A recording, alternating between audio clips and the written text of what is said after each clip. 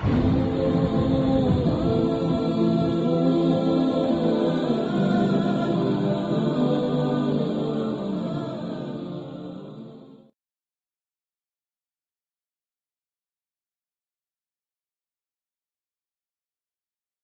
رب العالمین والصلاة والسلام علی سید المرسلین وعلی آلہ وصحبہ اجمعین۔ آج 25ویں پارے میں سورۃ الدخان سے شروع کرتے ہیں۔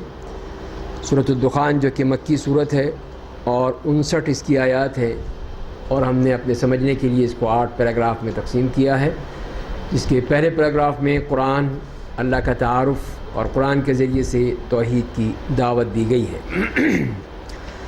آئیے شروع کرتے ہیں۔ اعوذ باللہ من الشیطان الرجیم، بسم اللہ الرحمن الرحیم۔ حامیم والکتاب المبین، انا انزلناہ فی لیلۃ مبارکہ انا کنا منذرین۔ حامیم، قسم اس کتاب کی، قرآن کی جو ہر بات کو بیان کرنے والی ہے۔ بے شک ہم نے اسے ایک برکت والی رات میں نازل کیا ہے، ہم نے بے شک اس کے ذریعے انسان کو ڈرانا چاہا ہے۔ اسی رات میں ہر فیصلہ شدہ معاملہ بانٹ دیا جاتا ہے، وہ فیصلے ہمارے ہوتے ہیں، بے شک ہم ہی رسولوں کو بھیجتے رہتے ہیں۔ تو یہاں پہ بھی فرمایا کہ انا انزلناہ فی لیلۃ مبارکہ۔ لیلۃ المبارکہ سے مراد یہ لیلۃ القدر ہے، لیلۃ القدر ہے، جیسے کہ وہاں پہ بھی فرمایا گیا سورہ بقرہ میں رمضان کے مہینے سے فرمایا گیا کہ اس میں قرآن نازل کیا گیا، اور پھر سورہ قدر میں جیسے کہ آخری پارے میں آتا ہے کہ انا انزلناہ فی لیلۃ القدر، کہ ہم نے اس رات میں اس کو نازل کیا گیا۔ اس سے مراد یہی ہے کہ پھر یہ رات ہے، یہ لیلۃ المبارکہ۔ اس کو کوئی اور رات کہنا، جیسے کہ بعض لوگ اس کو وہ شب برات یا اور ناموں سے اس کو موسوم کرتے ہیں، وہ غلط ہے، کہیں ثابت نہیں ہے۔ اصل یہی رات ہے جو لیلۃ القدر کی رات ہے، اور اسی کو ہی قرآن نے بھی کہا ہے، اور اسی میں قرآن نازل ہوا ہے، اور اسی میں ہی وہ فیصلے ہوتے ہیں، جیسے کہ فرمایا گیا ہے کہ ہر فیصلہ شدہ معاملہ اس میں بانٹ دیا جاتا ہے۔ تو یہ یوں کہہ لیجئے ایک سالانہ بجٹ ہے، جس میں ہر اگلے سال کی تمام فیصلے اللہ تعالیٰ فرما دیتے ہیں کہ اس سال میں جو اللہ کی لوح محفوظ میں ہر چیز لکھی ہوئی ہے، اور وہ تو ہمیشہ کے لیے لکھی ہوئی ہے، لیکن ایک سال کا بجٹ جو ہے وہ اس رات میں فائنل ہو جاتا ہے، اور پھر اس رات کے ذریعے سے فیصلے کر دیے جاتے ہیں کہ اب اس سال میں کس نے اس دنیا میں آنا ہے، کس نے اس دنیا سے جانا ہے، کون بیمار ہوگا، کون فتح ہوگی، شکست ہوگی، ہزیمت ہوگی، کیا حالات ہوں گے، سارے وہ وہاں پہ اللہ تعالیٰ کے فیصلے کر دیے جاتے ہیں۔ تو یہ وہ سالانہ فیصلوں کا دن ہے یا رات ہے، اور اسی کے لیے فرمایا گیا کہ فیہا یفرق کل امر حکیم، ہر وہ جو حکمت والی یا اصل چیز ہے، اسی رات میں ہر فیصلہ شدہ معاملہ بانٹ دیا جاتا ہے، اور وہ فیصلے ہمارے ہوتے ہیں۔ ظاہر ہے کہ اللہ کے فیصلے ہیں، اس میں کسی کا کوئی بھی دخل نہیں ہوتا ہے، کوئی اس میں دخل نہیں دے سکتا ہے، کہ وہ صرف اور صرف اللہ ہی کے وہ فیصلے ہیں۔ بے شک ہم ہی رسولوں کو بھیجتے رہتے ہیں، یہ آپ کے رب کی انسانوں پر مہربانی ہے، وہ بے شک خوب سننے والا، بڑا جاننے والا ہے۔ جو آسمانوں اور زمین اور ان دونوں کے درمیان کی ہر چیز کا رب ہے، اگر تمہیں اس بات کا یقین ہے اس کے سوا کوئی معبود نہیں، وہی زندہ کرتا ہے، وہی مارتا ہے، وہی تمہارا رب ہے، تمہارے باپ دادا کا رب ہے جو ماضی میں تھے۔ تو اس طرح یہ اللہ تعالیٰ کا تعارف فرما دیا گیا ہے کہ وہ تمام کائنات کا رب وہی ہے، اگلے پچھلے جن کو تم مانتے ہو اپنے باپ دادا کو، ان کا رب بھی وہی ہے، اسی نے ان کو پیدا کیا تھا، تاکہ وہ اس بات پہ سوچیں کہ جب ان کا رب بھی وہی، ہمارا رب بھی وہی، تو پھر ہم اسی کی بات مانیں۔ تو یہ ان کو اس طرف توجہ دلائی جا رہی ہے۔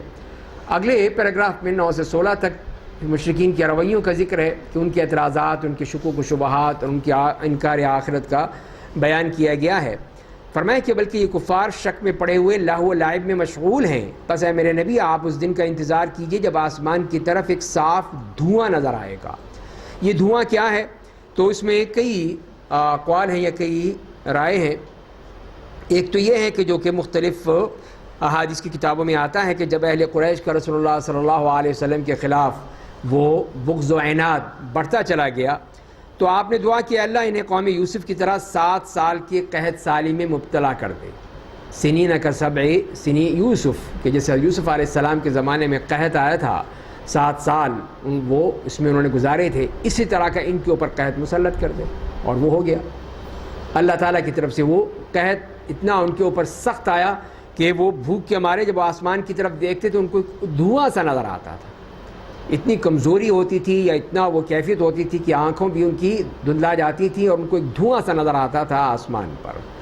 تو یہ کہا گیا کہ یہ اس دن کے بارے میں ہے، اور اسی لیے کہ جیسے کہ اگلی آیت میں آتا ہے کہ اِنَّا كَاشِفُ الْعَذَابِ قَلِيلًا إِنَّكُمْ عَائِدُونَ، کہ جب اللہ تعالیٰ فرما رہے ہیں کہ چند دنوں کے لیے عذاب ٹال دیں گے تو بھی تم پھر پہلی اسی طریقے پہ آ جاؤ گے، اسی کیفیت میں آ جاؤ گے، تو یہ اس سے مراد وہ ہے۔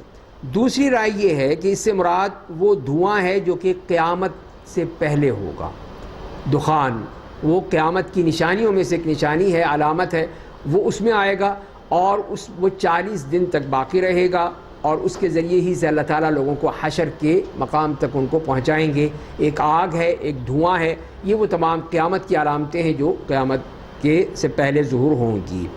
تو بہرحال دونوں ہو سکتے ہیں، ایک تو وہ ہے کہ جو کہ ہو چکا، وہ جو اس زمانے میں مکے والوں کے سامنے ہوا دھواں کا ذکر، تو اور دوسرا یہ ہو سکتا ہے کہ یہ وہ اس صورت میں جو قیامت کی نشانیوں میں سے ہے، اس میں بھی ہو سکتا ہے کہ وہ اس طرح یہ نشانی آئے گی، اور اسی کا ہی ان کو بتایا گیا ہے کہ اس دن کا انتظار کرو کہ جب یہ آسمان کی طرف سے ایک صاف دھواں نظر آئے گا، وہ لوگوں کو ڈھانپ لے گا، یہ ایک دردناک عذاب ہوگا۔ اہل کفر کہیں گے اے ہمارے رب، ہم ایمان لے آئے، اس عذاب کو ہم سے ٹال دے، تو یہ ٹالنے کی یہ دعا کریں گے کس طرح ان سے یہ مصیبت ٹل جائے۔ انہیں کہاں سے نصیحت حاصل ہوگی؟ ان کا حال یہ ہے کہ ان کے پاس ایک کھول کر بیان کرنے والا رسول آیا تو انہوں نے اس سے منہ پھیر لیا اور کہا یہ تو سکھایا پڑھایا دیوانہ ہے، انہوں نے تو یہ باتیں کی ہیں، تو یہ کہاں ان کی بات مانی جائے گی اور کہاں یہ بات سمجھ سکتے ہیں؟ اور فرمایا کہ اگر ہم چند دنوں کے لیے عذاب ٹال بھی دیں تو پھر اپنی پہلی حالت پر لوٹ آئیں گے۔ یہ تو ان کا معاملہ ہے، اس معاملے میں کسی طور پہ بھی وہ استقامت نہیں ہے۔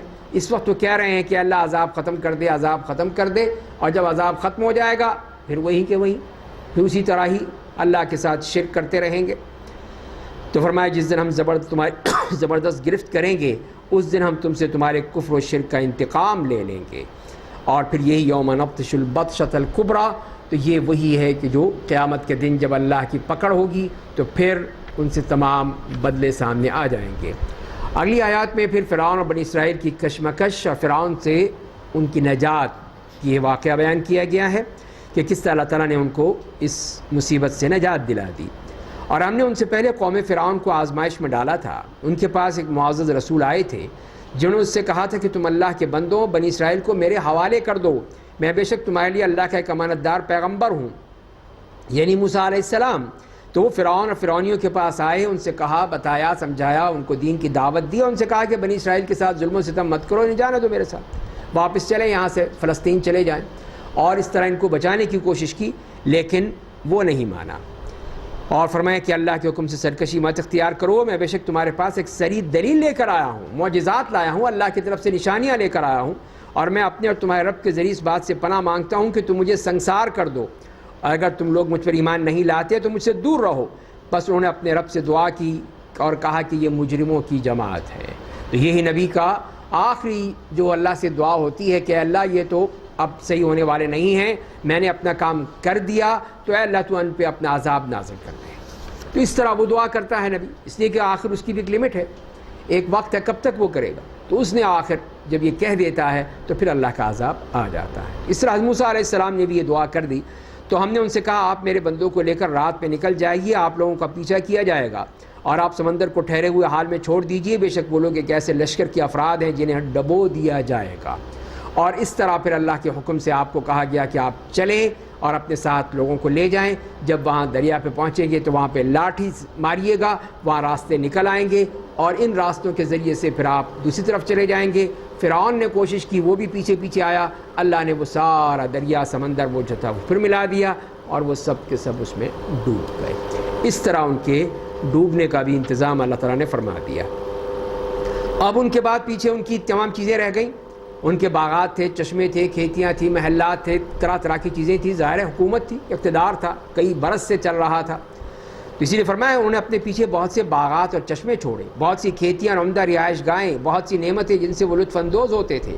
اس طرح ہم نے ان کو وہاں سے نکالا اور ان چیزوں کا وارث دوسروں کو بنا دیا، یعنی بنی اسرائیل کو دے دیا، سب کچھ اب بنی اسرائیل کے پاس مل گیا۔ جب ساری قیادت ختم ہو گئی، فرعون بھی، اس کا لشکر بھی، اس کی فوج بھی، سارے مارے گئے، تو اب کس کے پاس آئے؟ تو ظاہر ہے کہ وہ بنی اسرائیل کے پاس ہی آیا، اور وہی اس کے وارث بن گئے۔ اس طرح ہم نے ان کو وہاں سے نکالا، ان چیزوں کا وارث دوسروں کو بنا دیا، پس ان پر آسمان اور زمین نے آنسو نہیں بہائے، انہیں مہلت نہیں دی گئی، اس لیے کہ اب خس کم جہاں پاک بات ہی ختم ہو گئی، اب رونے کی دھونے کی ضرورت ہی نہیں ہے، کون روئے گا ان کے اوپر، اس لیے کہ انہوں نے تو ظلم و ستم کی انتہا کر رکھی تھی، اب رونے دھونے کا تو وہاں پہ سلسلہ ہی نہیں ہے۔ تو لہذا اسی لیے فرمایا کہ کسی کی کوئی ایک آنسو نہیں بہا ان کے مرنے پر، اس لیے کہ ظلم جتنا تھا، اتنا ظلم کیا تھا فرعون نے اور فرعونی لشکروں نے اور فرعونیوں نے، اسی لیے کسی کو بھی کوئی خیال نہیں آیا اور وہ سب جہنم رسید کر دیے گئے۔ تو فرمایا کہ وَقَدْ نَجَّيْنَا بَنِي إِسْرَائِيلَ مِنَ الْعَذَابِ الْمُهِينِ، اور ہم نے بنی اسرائیل کو رسوا کن عذاب سے نجات دے دی، یعنی فرعون سے، وہ بے شک سرکش حد سے تجاوز کرنے والوں میں سے تھا۔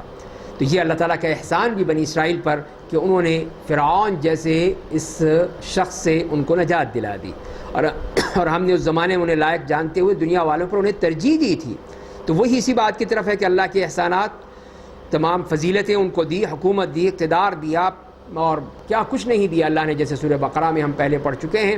تو یہ سب ان کو ملا، لیکن یہ لوگ بھی صحیح طور پہ اللہ کی بات کو یا شکر کرنے کو تیار نہیں تھے، اور ہم نے وہ نشانیاں دی جن میں ان کے لیے سری آزمائش تھی۔ اور اس کے بعد پھر چوتھے پیراگراف میں مشرکین مکہ کے انکار آخرت کا رویہ ذکر کر کے انہیں قوم تبع سے کی ہلاکت کا نمونہ دکھایا گیا ہے۔ بے شک یہ لوگ کہتے ہیں ہماری پہلی موت کے سوا کچھ نہیں ہے، ہم دوبارہ زندہ نہیں کیے جائیں گے، بس اب دوبارہ ہو ہی نہیں سکتے، اگر تم سچے ہو تو ہمارے باپ دادا کو لے کر آؤ، دکھاؤ پھر ہمیں، اگر ہم نے زندہ ہونا ہے تو ان کو زندہ کر کے دکھا دو، پھر تو ہم دیکھیں ہمارے باپ دادا کون تھے۔ کیا یہ لوگ بہتر ہیں یا قوم تبع، اور وہ قومیں جو ان سے پہلے گزر چکی ہیں ہم نے انہیں ہلاک کر دیا، سب مجرم کی جماعتیں تھیں۔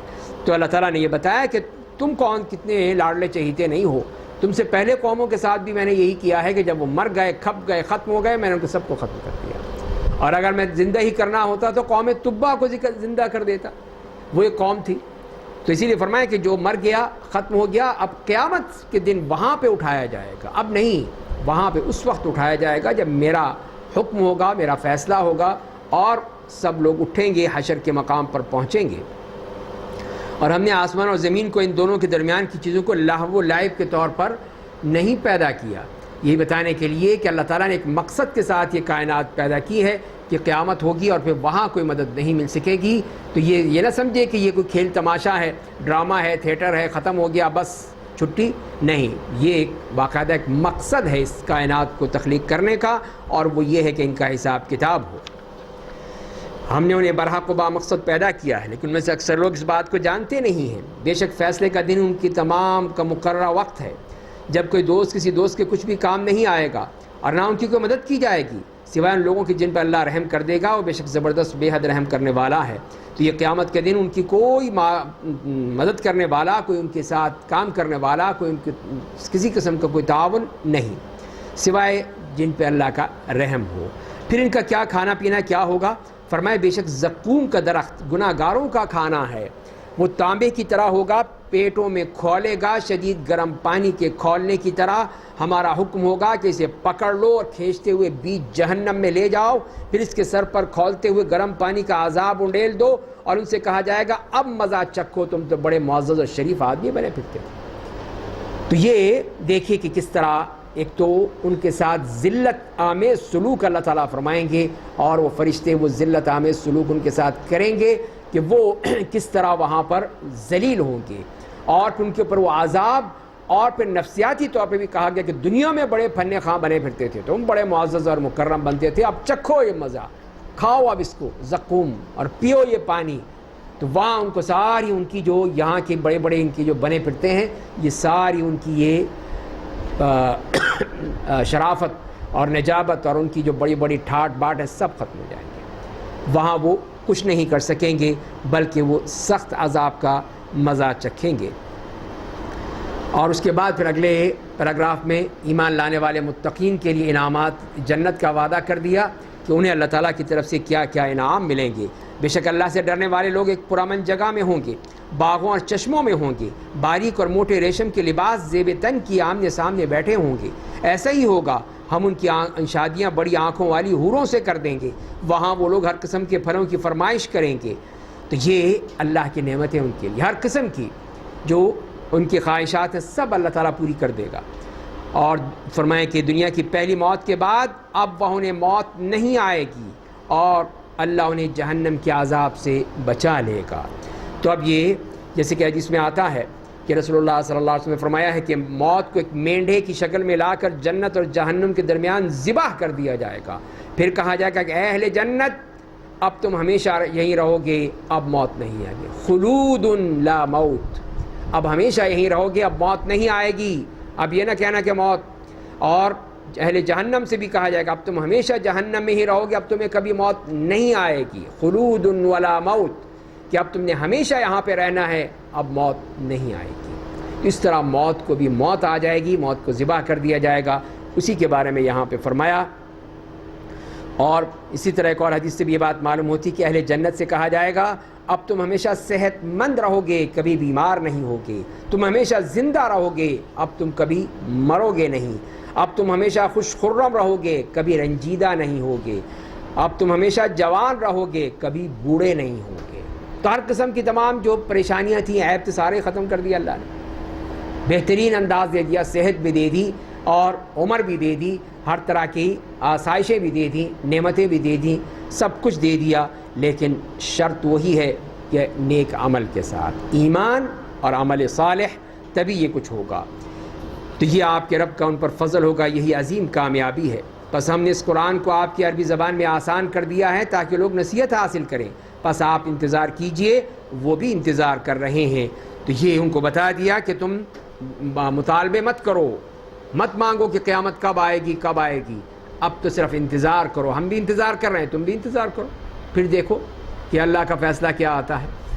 اب اگلی صورت ہے سورہ جاثیہ، 45ویں صورت ہے قرآن کریم کی، اور مکی صورت ہے، 37 اس کی آیات ہیں، 7 پیراگراف میں اس کو تقسیم کیا گیا ہے۔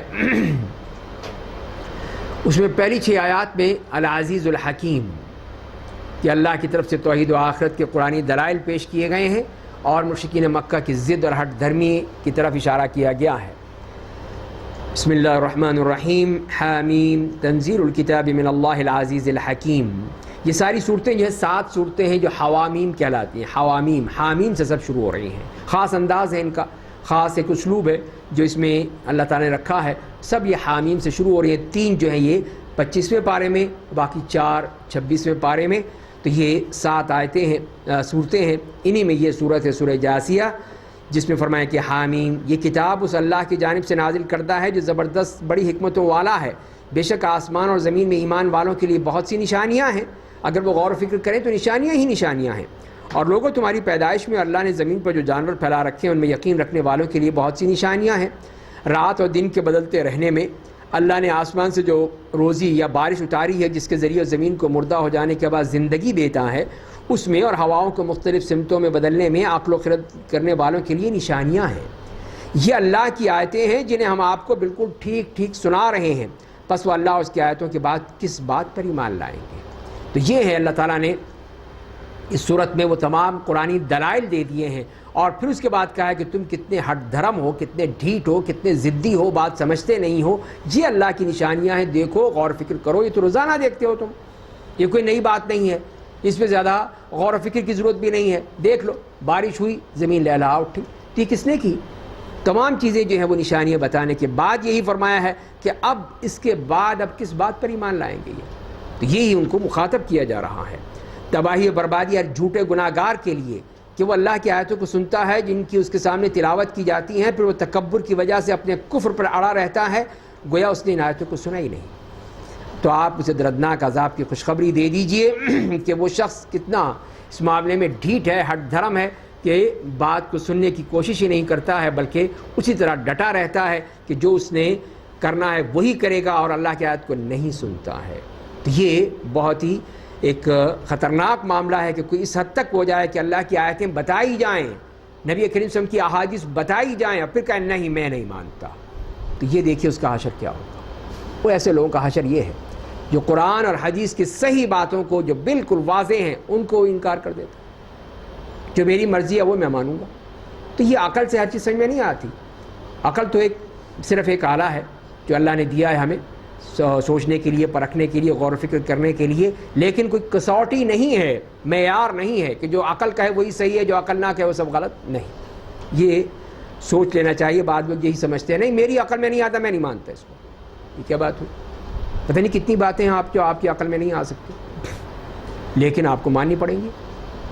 کتنی ہی باتیں ہیں تو لیکن بس وہ اپنی عقل پہ ایسے سوار ہوتے ہیں کہ پھر وہ اس سے اترنا بھی نام نہیں لیتے، اور جب اسے ہماری کسی آیت کی خبر ہوتی ہے تو اس کا مذاق اڑاتا ہے۔ ان لوگوں کے رسوا کن عذاب ہے، ان کے پیچھے جہنم لگی ہوئی ہے۔ دنیا میں انہوں نے جو مال و اولاد حاصل کیا ان کے کسی کام نہیں آئیں گے، اور نہ وہ جھوٹے معبود کام آئیں گے جنہیں انہوں نے اللہ کے سوا اپنے دوست اور مددگار بنا لیے تھے۔ ان کے لیے ایک بڑا دردناک عذاب ہے۔ یہ قرآن سرچشمہ ہدایت ہے، اور جن لوگوں نے اپنے رب کی آیتوں کا انکار کر دیا انہیں شدید دردناک عذاب دیا جائے گا۔ تو اس طرح ان لوگوں کی ڈھٹائی اور ان کی ہٹ دھرمی کے بارے میں بتا دیا کہ اگر یہ ایمان نہیں لائیں گے تو ان کا حشر یہ ہوگا جو اللہ تعالیٰ نے بتا دیا۔ مزید اللہ تعالیٰ نے پھر اپنے ناشکروں کے لیے دلائل بیان کیے ہیں، اور ایام اللہ یعنی وہ تاریخی دلائل سے ڈرایا گیا ہے جو کہ پہلے گزر چکے ہیں۔ اللہ ہی نے تمہارے لیے سمندر کو مسخر کر دیا ہے تاکہ اس میں کشتیاں اس کے حکم سے چلتی رہیں، اور تاکہ تم اس کی روزی تلاش کرو، تاکہ تم شکر گزار بنو۔ اس نے تمہارے لیے اپنی طرف سے ان تمام چیزوں کو مسخر کر دیا ہے جو آسمانوں میں ہیں، جو زمین میں ہیں۔ بے شک اس میں غور و فکر کرنے والوں کے لیے بہت سی نشانیاں ہیں۔ اے میرے نبی آپ ایمان رکھنے والوں سے کہہ دیجئے وہ ان لوگوں کو درگزر کر دیں جو اللہ کے عذاب کے دنوں کی امید نہیں رکھتے ہیں، تاکہ وہ ایک قوم کو ان کے کیے کا بدلہ دے۔ جو شخص عمل صالح کرتا ہے وہ اپنے لیے کرتا ہے، اور جو برا کرتا ہے اس کا وبال اسی پر پڑتا ہے، پھر تم اپنے رب کی طرف لوٹائے جاؤ گے۔ تو یہی فرمایا گیا ہے کہ نبی کریم صلی اللہ علیہ وسلم سے کہ آپ ایمان رکھنے والوں سے کہہ دیجئے وہ لوگوں کو چھوڑ دے، درگزر کر دے جو اللہ کے عذاب کے دنوں کی امید نہیں رکھتے ہیں، کہ ایام اللہ کہ وہ دن آئیں گے، تو ان کو امید نہیں ہے، لیکن اگر وہ پیچھے دیکھیں پچھلی تاریخ میں تو ہر چیز واضح ہو جائے گی۔ اور اسی لیے پھر اس کا حوالہ بھی دے دیا بنی اسرائیل کی شریعت کا، کہ شریعت محمدی کے نزول کے بعد وہ شریعت اب منسوخ ہو چکی ہے، اور ہم نے بنی اسرائیل کو کتاب تورات، حکومت اور نبوت دی، انہیں عمدہ چیزیں بطور روزی دیں، اور اس عہد کے جہان والوں پر انہیں فضیلت دی۔ یہ اللہ کے احسانات بنی اسرائیل پر۔ اور ہم نے انہیں دین کے سری احکام دیے، یہ ان کے لیے سری معجزات بھیجے، بس انہوں نے اپنے پاس علم آنے کے بعد پھر بھی کیا ہوا؟ محض آپس کی ضد اور عناد کی وجہ سے اختلاف کیا ہے۔ تو یہ قرآن بار بار بتاتا ہے کہ اصل وجہ کیا ہے اختلاف کی، یہ فرقہ واریت، یہ آپس کا تعصب، یہ آپس میں ایک دوسرے کے خلاف نفرت کیوں ہوتی ہے؟ اسی لیے یہ ہے وجہ اس کی جو قرآن نے بتایا، آپس کی ضد اور عناد۔ ورنہ جو حق چاہتا ہے اس کے لیے موجود ہے، کس نے انکار کیا ہے؟ لے لو، قرآن جو بتا رہا ہے وہ لے لو، حدیث جو بتا رہی ہے لے لو، لیکن نہیں، اس لیے کہ اگر ہم نے کر لیا تو لوگ کہیں گے دیکھو یہ کیا بن گیا، پھر لوگ کیا کہیں گے، پھر یہ ہو جائے گا، پھر وہ ہو جائے۔ اس قسم کی چیزیں جو ہیں وہ اللہ کے سامنے اس کا کوئی پھر مداوع نہیں ہو سکے گا، وہاں پہ اس سے جان نہیں چھوٹ جائے گی۔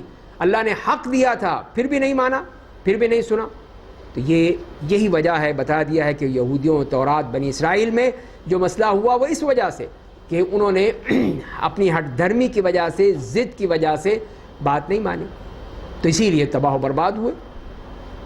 بے شک آپ کا رب قیامت کے دن ان کے درمیان باتوں کا فیصلہ کر دے گا جن میں وہ اختلاف کرتے ہیں۔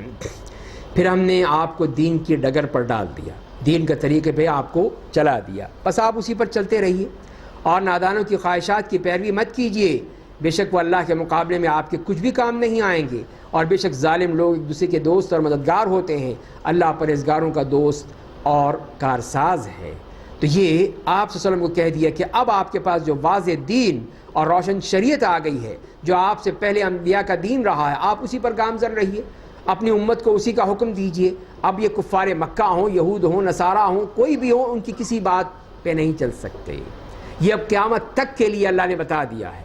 اب جب کہ یہ کتاب آ چکی ہے، اللہ کی کتاب، اور نبی کریم صلی اللہ علیہ وسلم آ چکے ہیں، اور وہ ہمیں سب کچھ بتا چکے ہیں، اب پھر ہم دوسروں کی کیوں لیں کہ یہ برٹش لا لے آئیں، فرینچ لا لے آئیں، امریکن لا لے آئیں، اس کے مطابق زندگی بسر کریں، پھر کیا حشر ہوگا ہمارا؟ اللہ نے تو یہ بتایا ہے کہ یہ ہے شریعت، تو اسی لیے فرمایا کہ یہ لوگ اللہ کے مقابلے میں آپ کے کچھ بھی کام نہیں آئیں گے، کچھ نہیں کر لیں گے، آپ کا کوئی فائدہ نہیں پہنچا سکیں گے، آپ کو خود بھگتنا پڑے گا۔ تو ہمیں بھی یہی کہا جا رہا ہے کہ تم جو پیچھے بھاگ رہے ہو کہ یہ جی برطانوی سسٹم لے آؤ، انگریزوں کا لے آؤ، فلاں کا لے آؤ، فلاں کا لے آؤ، اللہ کا کیوں نہیں لاتے، اللہ کی کتاب کو کیوں نہیں نافذ کرتے، اللہ کے رسول کی باتوں کیوں نہیں مانتے؟ یہ اگر یہ کیا وہاں جب پہنچ جائیں گے قیامت کے دن تو کیا وہ ہمیں بچا لیں گے جہنم کے عذاب سے؟ یہ لوگ جن کا نظام ہم نافذ کرتے رہتے ہیں۔ تو فرمایا کہ بے شک ظالم لوگ ایک دوسرے کے دوست اور مددگار ہوتے ہیں، اللہ پرہیزگاروں کا دوست اور کارساز ہے۔ تو یہ ظالم لوگ آپ کی مدد نہیں کریں گے، یہ یہاں پہ صرف پھنسانا چاہتے ہیں، شیطان کے چیلے ہیں اور اس کے ذریعے سے برباد کرنا چاہتے ہیں، لیکن قیامت کے دن کوئی کسی کے کام نہیں آئے گا۔ یہ قرآن لوگوں کے لیے بصیرتوں کا خزانہ، یقین کرنے والوں کے لیے ہدایت کا سرچشمہ اور سراپا رحمت ہے۔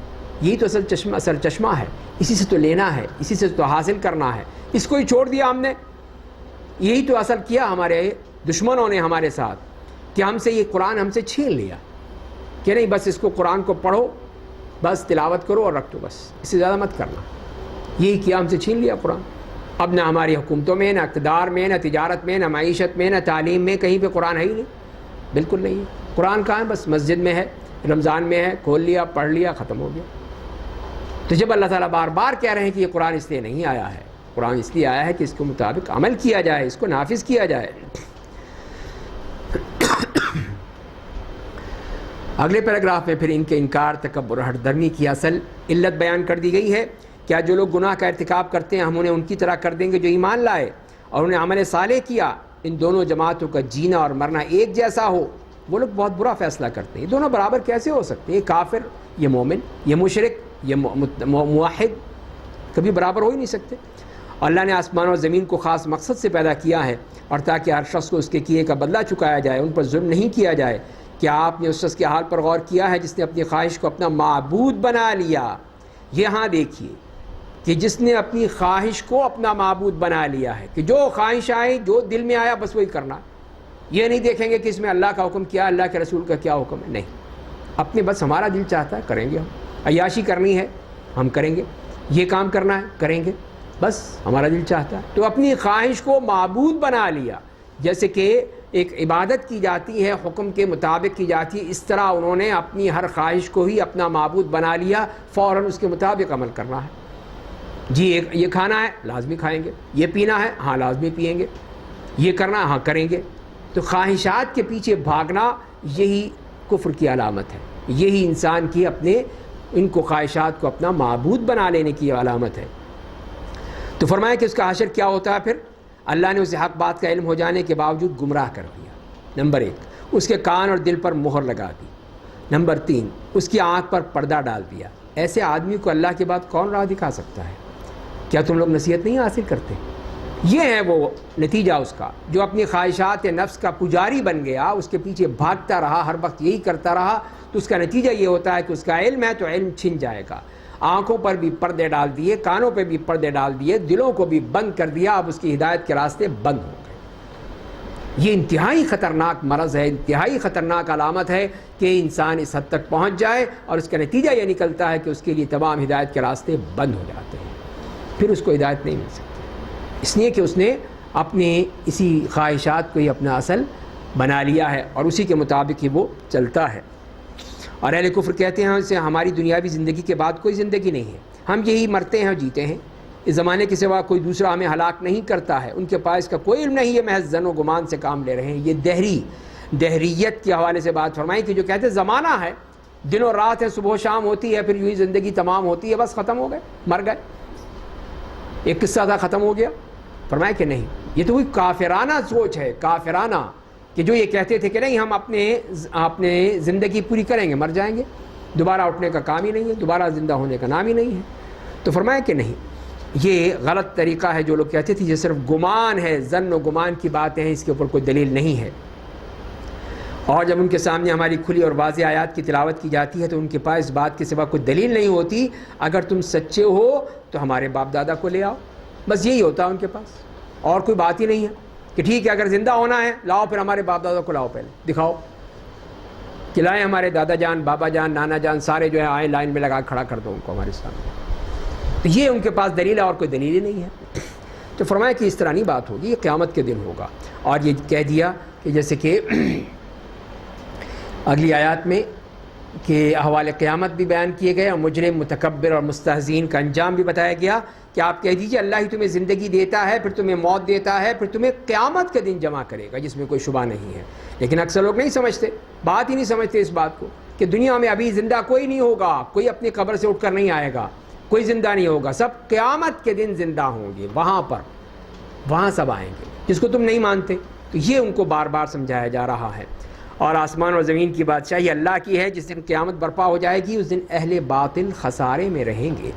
آپ ہر جماعت کو گھٹنوں کے بل گری ہوئی حالت میں دیکھیں گے، ہر جماعت اپنے نامہ اعمال کی طرف بلائی جائے گی اور کہا جائے گا کہ آج تمہیں تمہارے کیے کا بدلہ چکایا جائے گا، یہ ہمارا ریکارڈ ہے جو تمہیں بالکل صحیح بات بتا رہا ہے، ہم تمہارے کیے کو فرشتوں کے ذریعے سے لکھواتے رہتے تھے۔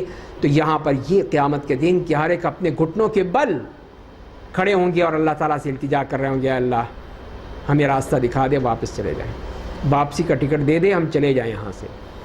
تو وہاں پہ یہ اس حالت میں ہوں گے اور ظاہر ہے کہ ان کی کوئی بات نہیں سنی جائے گی اور پھر نامہ اعمال دکھا دیا جائے گا، یہ ہے تمہارا نامہ اعمال، دیکھ لو، سب کچھ لکھی ہوئی ہے۔ ما لهذا الكتاب لا يغادر صغيرة ولا كبيرة الا احصاها، وہ خود ہی کہیں گے دیکھ کے کہ کیا ہے یہ چیز، یہ ریکارڈ کیا ہے کہ کوئی چیز چھوڑی ہی نہیں اس نے، ذرہ برابر بھی چیز نہیں چھوڑی، ہر چیز جو ہے پوری طرح نوٹ کی ہوئی ہے، ہر چیز لکھی ہوئی ہے اس کتاب میں، اس صحیفے میں، اس اعمال میں، ہمارے اعمال نامے میں۔ تو فرمایا جائے گا کہ یہ ہم نے تمہارے حق بتا دیا ہے اور ہمارے فرشتے سب کچھ لکھ رہے تھے، ہر چیز نوٹ کر رہے تھے، ہر چیز لکھ رہے تھے۔ تو یہ ہمارے سارے فرشتوں کا کام ہے جنہوں نے ہر چیز جو ہے وہ نوٹ کر کے رکھی تھی اور آج تمہارے سامنے ہے، دیکھ لو، اس میں کوئی چیز غلط ہے، کوئی ترمیم کرنی ہے، تبدیلی کرنی، بتا دو اگر ہے تو، لیکن ظاہر ہے کچھ نہیں کر سکیں گے۔ پس جو لوگ ایمان لائے، انہوں نے عمل صالح کیا، ان کا رب انہیں اپنی رحمت جنت میں داخل کرے گا، یہی کھلی کامیابی ہے۔ لیکن جن لوگوں نے کفر کیا ان سے اللہ کہے گا کیا میری آیتیں تمہارے سامنے تلاوت نہیں کی جاتی تھی؟ تو تم نے تکبر کیا اور تم تھے ہی مجرم۔ اور جب کہا جاتا تھا کہ بے شک اللہ کا وعدہ برحق ہے اور قیامت کی آمد میں کوئی شبہ نہیں ہے، تو تم کہتے تھے کہ ہم نہیں جانتے قیامت کیا ہوتی ہے، قیامت کسے کہتے ہیں، ہم اسے ایک محض ظن محض سمجھتے تھے، ہم اس پر بالکل یقین نہیں کرتے تھے۔ یہ ان کا معاملہ تھا، قیامت کو وہ صاف انکار کرتے تھے، زبان سے انکار کرتے تھے قیامت کا کہ نہیں کوئی قیامت نہیں ہے، سب ایسی باتیں بنا رہے ہیں یہ لوگ۔ اور آج ہم کیا کرتے ہیں، اپنے عمل سے یہ کہتے ہیں، اپنے عمل سے ہم یہ کہتے ہیں نہیں قیامت والا کوئی نہیں، کھاؤ پیو مزے کرو عیاشی کرو جو بھی ہے کرتے جاؤ، کوئی مسئلہ نہیں، کوئی نہیں پوچھے گا تمہیں۔ آج ہم اپنے عمل سے یہ کہتے ہیں، تو ہمارا فرق کیا ہوا؟ وہ زبان سے کہتے تھے، اتنے ڈھیٹ تھے، ہم صرف یہ ہے کہ زبان سے نہیں کہہ سکتے، عمل سے کہتے ہیں کہ ہمارا عمل بھی ہے کہ نہیں مرنا ورنہ کیا مر جائیں گے، دیکھی جائے گی بعد میں جو بھی ہوگا، یہ کرتے، یہ نہیں کرتے کہ سوچیں دیکھیں کچھ کریں کیا کرنا ہے اس دنیا میں پھر۔ تو اسی لیے فرمایا کہ ان لوگوں نے صاف انکار کر دیا اور ان کے اعمال کی برائیاں ان کے سامنے ظاہر ہو جائیں گی، پھر اعمال سب اس کے نتائج سامنے ہوں گے۔ جس عذاب کا وہ مذاق اڑاتے تھے وہ انہیں گھیر لے گا، پہلے دنیا میں یہی کہتے رہتے تھے کوئی عذاب کچھ نہیں ہوگا، ایسی باتیں بناتے ہیں یہ سب، تو وہ سارا عذاب ہی ان کو گھیر لے گا۔ ان سے کہا جائے گا آج ہم تمہیں اسی طرح بھول جائیں گے جس طرح تم نے اپنے اس دن کی ملاقات کو فراموش کر دیا تھا، اور تمہارا ٹھکانہ جہنم ہوگا اور تمہارا کوئی مددگار نہیں ہوگا۔ صاف ان سے کہہ دیا جائے گا کہ اب دیکھ لو کہ تم نے بھی ہمیں فراموش کر دیا تھا، نہیں سنا تھا، نہیں بات سنی تھی، بار بار سمجھایا بتایا سب کچھ کہا لیکن نہیں سنا، تو اب بھگتو اس بات کو۔ یہ برتاؤ اس لیے تمہارے ساتھ ہوگا کہ تم اللہ کی آیتوں کا مذاق اڑاتے تھے، دنیا کی زندگی نے تمہیں دھوکے میں ڈال دیا تھا، بس آج وہ اس آگ سے نہیں نکالے جائیں گے اور نہ ان کی معذرت قبول کی جائے گی، سب دروازے بند کر دیے اللہ تعالیٰ نے۔ اور پھر آخری پیراگراف میں اللہ کی دو صفات العزیز الحکیم کا ذکر کر کے اس کی حمد اور کبریائی کا اظہار کیا گیا ہے۔ بس تمام تعریفیں اللہ کے لیے ہیں جو آسمان اور زمین کا رب ہے، جو سارے جہان کا رب ہے، اور آسمان اور زمین میں کبریائی صرف اسی کے لیے ہے، وہ زبردست بڑی حکمتوں والا ہے۔ تو اس طرح یہ عزیز الحکیم ہستی خاص مقصد کے لیے اس نے کائنات کی تخلیق کی، اس کے دلائل دیے گئے، اور اب جو مذاق اڑاتے ہیں ان کو چاہیے کہ وہ توحید اور آخرت کی دعوت پر ایمان لا کر اپنی اس دہریت کو چھوڑ کر اس پہ ایمان لائیں، تبھی کامیاب ہوں گے۔ اگلی صورت ہے سورۃ الاحقاف، حامیم میں ہی سے یہ صورت ہے، 46ویں صورت ہے قرآن کریم کی، 35 اس کی آیات ہیں، مکے میں نازل ہوئی، اور اس کو ہم نے 10 پیراگراف میں اس طرح تقسیم کر کے سمجھنے کی کوشش کی ہے۔ تو پہلا پیراگراف بھی 10 پیراگراف میں سے پہلا پیراگراف میں سے 3 آیات ہیں، اس میں بھی العزیز الحکیم کے حوالے ہی سے بات کی گئی ہے کہ تنزیل قرآن کا مقصد انسان کی تخلیق کائنات، قیامت کی عدالت کا مقصد سے آگاہ کیا ہے تاکہ یہ کافر اس کو سمجھیں اور سمجھنے کی کوشش کریں۔ بسم اللہ الرحمن الرحیم۔ حامیم تنزیل الکتاب من اللہ العزیز الحکیم۔ حامیم یہ کتاب اس اللہ کی طرف سے نازل کردہ ہے جو زبردست بڑی حکمتوں والا ہے۔ ہم نے آسمان اور زمین کو ان کے درمیان کی چیزوں کو مقصد خاص کے لیے اور ایک مقررہ وقت تک کے لیے پیدا کیا ہے، اور جن لوگوں نے اس روز قیامت کا انکار کر دیا ہے جس سے وہ ڈرائے گئے ہیں، انہوں نے قبول حق سے منہ موڑ لیا۔ تو یہ پھر وہاں پر انہیں کفار کا تذکرہ کہ جب ان کو بتایا جاتا ہے، سمجھایا جاتا ہے، لیکن وہ منہ موڑ لیتے ہیں، نہیں قبول کرتے۔ اور اگلے پیراگراف میں پھر مشرکین مکہ سے جو توحید خالقیت کے قائل تھے، توحید ربوبیت کے، ان سے کہا جا رہا ہے کہ وہ توحید عبادت، توحید الوہیت کا مطالبہ کیا جا رہا ہے کہ وہ بھی مانیں۔ اے میرے نبی آپ کہہ دیجئے ذرا غور تو کرو کہ اللہ کے سوا جن معبودوں کو تم پکارتے ہو تو مجھے دکھاؤ تو صحیح، انہیں زمین کا کون سا حصہ پیدا کیا ہے یا آسمانوں کی تخلیق میں ان کا کوئی شراکت ہے؟ اگر تم سچے ہو تو اس قرآن سے پہلے کی کوئی کتاب، کوئی نقل شدہ علم لاؤ۔ تو یہاں پہ قرآن کریم ان سے پوچھ رہا ہے کہ اللہ کے سوا بتاؤ جن کی تم عبادت کرتے ہو ان میں سے کسی نے کوئی چیز پیدا کی ہے؟ کوئی زمین کا ٹکڑا، کوئی آسمان کا ٹکڑا، کوئی تخلیق، کوئی جانور، کوئی حشرات، کچھ ہو، کچھ تو بتاؤ، اگر انہوں نے کوئی دی ہے تو پتہ چلے۔ اور دوسری بات یہ ہے کہ ان سے کہا گیا ہے کہ اگر تم جو کہہ رہے ہو اس کی کوئی دلیل ہے، اس سے پہلے کی کوئی دلیل لاؤ اگر تم سچے ہو۔ تو اس کا مطلب یہ ہوا کہ ہمارا یہ دین سارا دلائل پر مبنی ہے، سنی سنائی باتوں پر نہیں ہے۔ سنی سنائی باتوں پر نہیں ہے کہ فلاں نے کہا ہے چلو جی وہ دین بن گیا، فلاں نے کہہ دیا دین بن گیا۔ نہیں، جو دلیل قرآن سے آ رہی ہے، سنت سے آ رہی، وہ ہے دلیل، وہ ہے دین۔ صرف کسی کی باتوں سے دین نہیں بن جاتا کہ فلاں نے کہا، فلاں نے کہا، فلاں نے کہا، سارے اقوال جمع کر کے دین بنا لیں گے آپ۔ تو اصل شریعت قرآن و سنت ہے، بس جو اللہ کے رسول نے کہا کہ میں 2 چیزیں چھوڑ کر جا رہا ہوں، صرف 2 چیزیں، قرآن اور اپنی سنت، یہ ہے، اس کو مان لو۔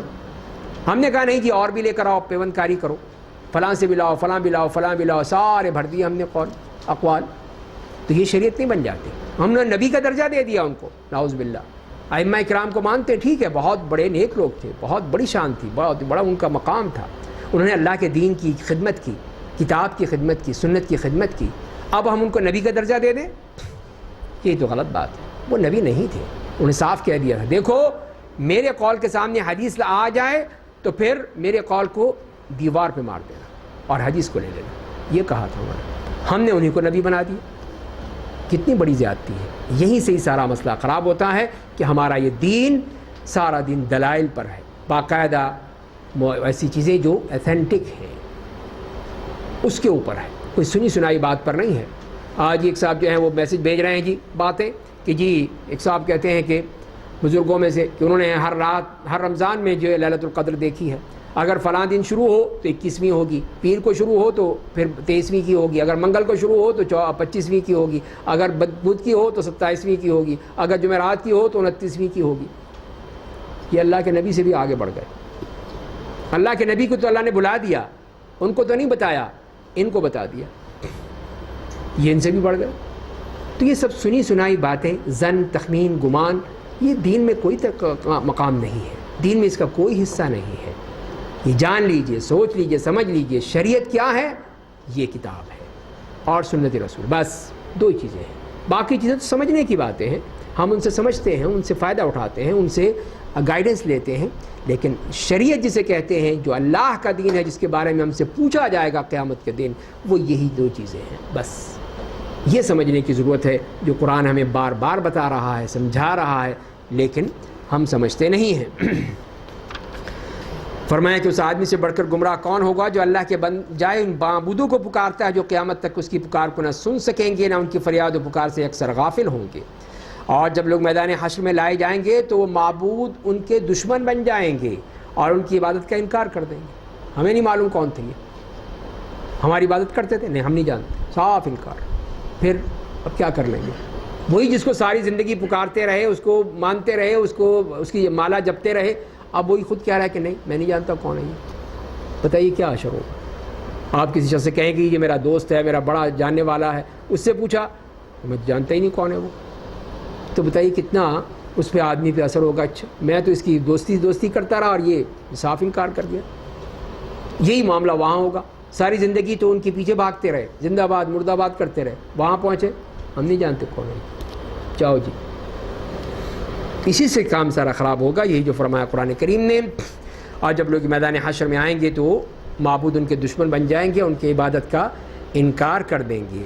اگلی آیات میں پھر محمد صلی اللہ علیہ وسلم قرآن پر اعتراضات نقل کر کے ان کا جواب دیا گیا ہے.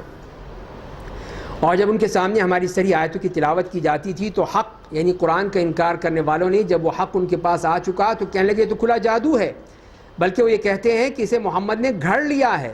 آپ کہہ دیجئے اگر میں نے اسے گھڑا ہے تو تم اللہ کے مقابلے میری کچھ مدد نہیں کر سکتے. اگر واقعی میں نے کیا ہے, اگر مان لیا جائے بالفرض محال, تو بتاؤ تم کیا کر سکتے ہو, تم بچا سکتے ہو مجھے؟ آپ کہہ دیجئے اگر میں نے اسے گھڑا ہے تو تم اللہ کے مقابلے میری کچھ بھی مدد نہیں کر سکتے. تم لوگ قرآن کی جو عیب جوئی کر رہے ہو اس سے وہ خوب واقف ہے. اللہ میرے اور تمہارے درمیان بحیثیت گواہ کافی ہے, اور وہ بڑا معاف کرنے والا بے حد رحم کرنے والا ہے.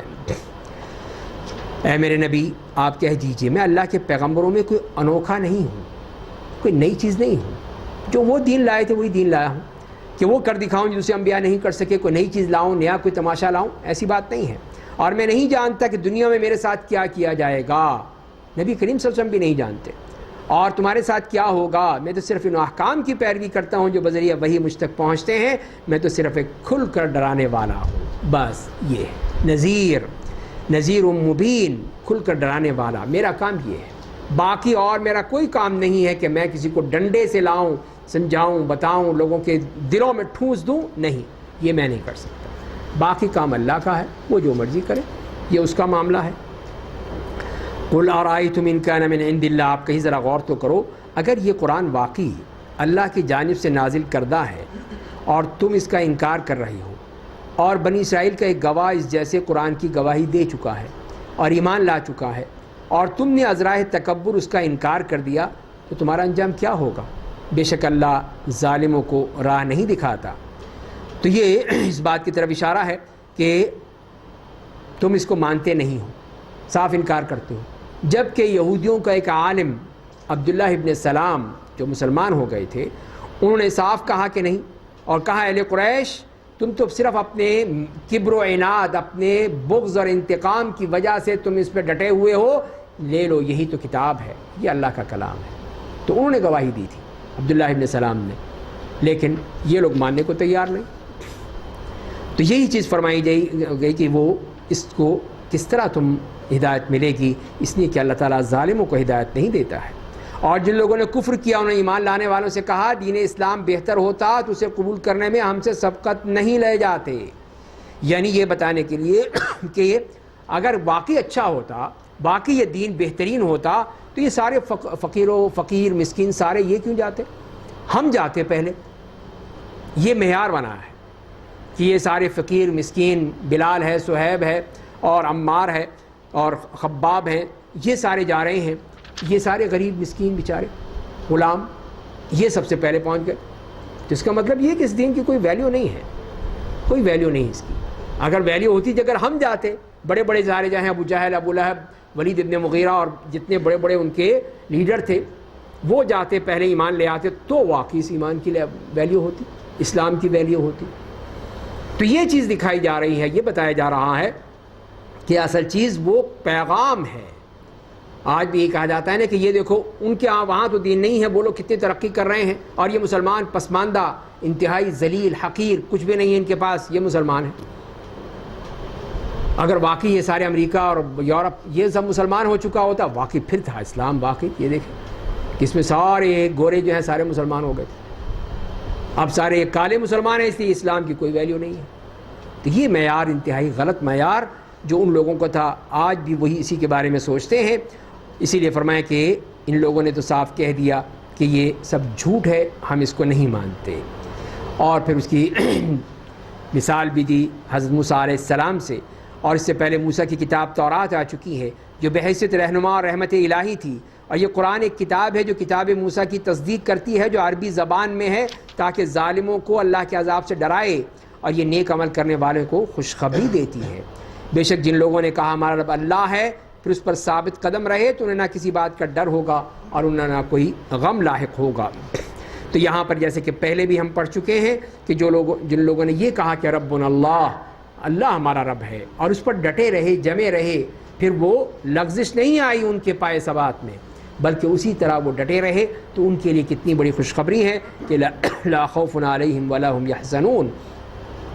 یہی لوگ تو اہل جنت ہیں، اس میں وہ ہمیشہ رہیں گے ان اعمال صالحہ کے بدلے میں جو وہ دنیا میں کرتے رہے تھے۔ اور اس 5ویں پیراگراف میں موحد باپ اور کافر بیٹے کے مختلف رویے بیان کر کے قریش کو بتایا ہے کہ اس کی آبا پرستی جو ہے یہ ان کی توحید کی دعوت پر عقل سلیم سے غور کرنے کی دعوت دی گئی ہے۔ ذرا سوچیں، غور کریں، اور خاص طور پہ والدین کے ساتھ پھر حسن سلوک کا بھی کہا گیا ہے، ان کے ساتھ حسن سلوک کرنا ہے۔ اور ہم نے انسان کو اپنے ماں باپ کے ساتھ اچھا برتاؤ کرنے کا حکم دیا ہے۔ اس کی ماؤں سے تکلیف کے ساتھ پیٹ میں ڈھوئے پھری اور تکلیف کے ساتھ اسے جنا، اس کے حمل اور اس کے دودھ چھوڑنے میں 30 مہینے لگے، یہاں تک کہ جب وہ بھرپور جوان ہو گیا، 40 سال کی عمر کو پہنچ گیا تو کہا میرے رب مجھے توفیق دے، میں تیری اس نعمت کا شکر ادا کروں کہ تو نے مجھے اور میرے ماں باپ کو دیا ہے، اور ایسے نیک اعمال کروں جنہیں تو پسند کرتا ہے، اور تو میری اولاد کو نیک چلن بنا دے، میں تیرے حضور توبہ کرتا ہوں، بے شک میں مسلمانوں میں سے ہوں۔ تو یہاں اللہ تعالیٰ نے جو حکم دیا ہے ماں باپ کے ساتھ اچھا سلوک، اور قرآن کریم میں دیکھیے کہ جہاں پہ بھی اللہ تعالیٰ نے اپنا ذکر فرمایا ہے اپنے حق کا، اس کے بعد فوراً والدین کا، اس لیے کہ اللہ کے بعد جو سب سے بڑا حق ہے وہ والدین کا ہے، اور والدین میں سے بھی سب سے زیادہ حق ماں کا حق ہے۔ اور ماں کے بارے میں فرمایا کہ اس نے تمہیں دیکھو کس طرح اپنے پیٹ میں ڈھوئے پھری ہے، 9 مہینے اس نے ڈھویا ہے، پھر اس کے بعد جنا ہے، پھر اس کے بعد دودھ پلایا ہے، 30 مہینے اس نے یہ ساری مصیبت جھیلی ہے، 30 مہینے۔ اور اسی لیے اس سے اخذ کیا گیا کہ 24 مہینے تو دودھ پلانے کے ہیں اور 6 مہینے جو ہیں وہ کم سے کم حمل کی مدت ہو سکتی ہیں۔ تو وہ اللہ تعالیٰ نے یہاں پہ وضاحت کر دی، اور اصل بات اسی میں ہے کہ انسان کو ذرا سوچنا چاہیے، بات کرتے ہوئے غور سے سوچنا چاہیے کہ وہ باپ کو کیا کہہ رہا ہے، ماں سے کس طرح بات کر رہا ہے۔ تو نوجوان بیٹھے ہوئے ہیں، یہ سوچ لیں، غور و فکر کر لیں کہ ان کا ماں باپ کے ساتھ رویہ کیا ہے، کیا واقعی وہ ان کی خدمت کرتے ہیں، کیا انہوں نے واقعی ان کے ساتھ حسن سلوک کیا ہے، کبھی ان کے ساتھ کوئی انہوں نے بدتمیزی تو نہیں کی، گستاخی تو نہیں کی۔ ان کو تو چاہیے کہ ان کے وہ قدموں کو چومیں، ان کے قدموں کو دھو دھو کے پئیں، کہ جنہوں نے اتنی محنت کی ہے، اتنی مشقت کی ہے، اور خاص طور پہ ماں نے، ماں باپ کو چھوڑ کر وہ اگر ان کی محبتیں نہ ہوں تو بتائیے کہاں سے ملیں گی۔ آپ اس بچے کو دیکھیے جس کی ماں کا انتقال ہو گیا ہے، وہ بچہ آپ کس حال میں ہوگا۔ تو یہ تمام چیزیں ہیں کہ ہمیں قرآن بار بار کہہ رہا ہے، وَقَضَىٰ رَبُّكَ أَلَّا تَعْبُدُوا إِلَّا إِيَّاهُ وَبِالْوَالِدَيْنِ إِحْسَانًا، اور وہیں یہ فرمایا کہ ان کو اف تک بھی نہ کہنا، اف بھی نہ کہنا، جو مرضی کر لیں وہ، لیکن ان سے کچھ نہیں کرنا ہے۔ بات ہے مخالفت ہو رہی، سمجھائیں، بات کریں، اچھی طرح بات کریں، سمجھانے، نرمی کے ساتھ، محبت کے ساتھ، تعلق کے ساتھ، اچھے طریقے کے ساتھ۔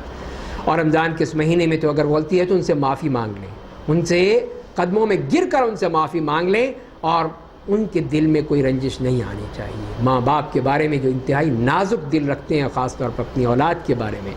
اور پھر اس کے بعد جو فرمایا گیا کہ اس کو جب وہ 40 سال کا ہو جائے تو اس کو پھر سوچنا چاہیے کہ اس کی نعمت جو اس کے اوپر اللہ نے کی ہے اور اس کے والدین پر، اور پھر دعا کرے ان کے لیے بھی اور اپنے لیے بھی، ان کے لیے بھی اور اپنے لیے دعا کرے تاکہ اللہ تعالیٰ اس کو ان کا بہترین بدلہ عطا فرما دے۔ تو یہ وہ ہیں جو نیک لوگ ہیں، نیک نوجوان ہیں، جو اس طرح اپنے لیے دعا کرتے ہیں، اپنے ماں باپ کے لیے دعا کرتے ہیں کہ ان کا کتنا بڑا احسان تھا کہ انہوں نے کس طرح دن رات اور کتنی لگن کے ساتھ، کتنی محبت کے ساتھ تربیت کی، ان کو ہر چیز، ان کے ایک ایک چیز کا آرام کا خیال رکھا۔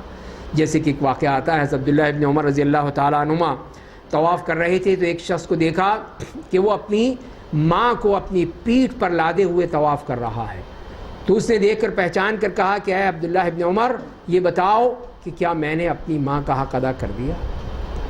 میں نے اس ماں کو اپنے پورے حج میں اپنی پیٹھ پر لاد کے حج کرایا ہے، اس کا میں نے پورا خیال رکھا ہے، تو کیا میں نے حق ادا کر دیا؟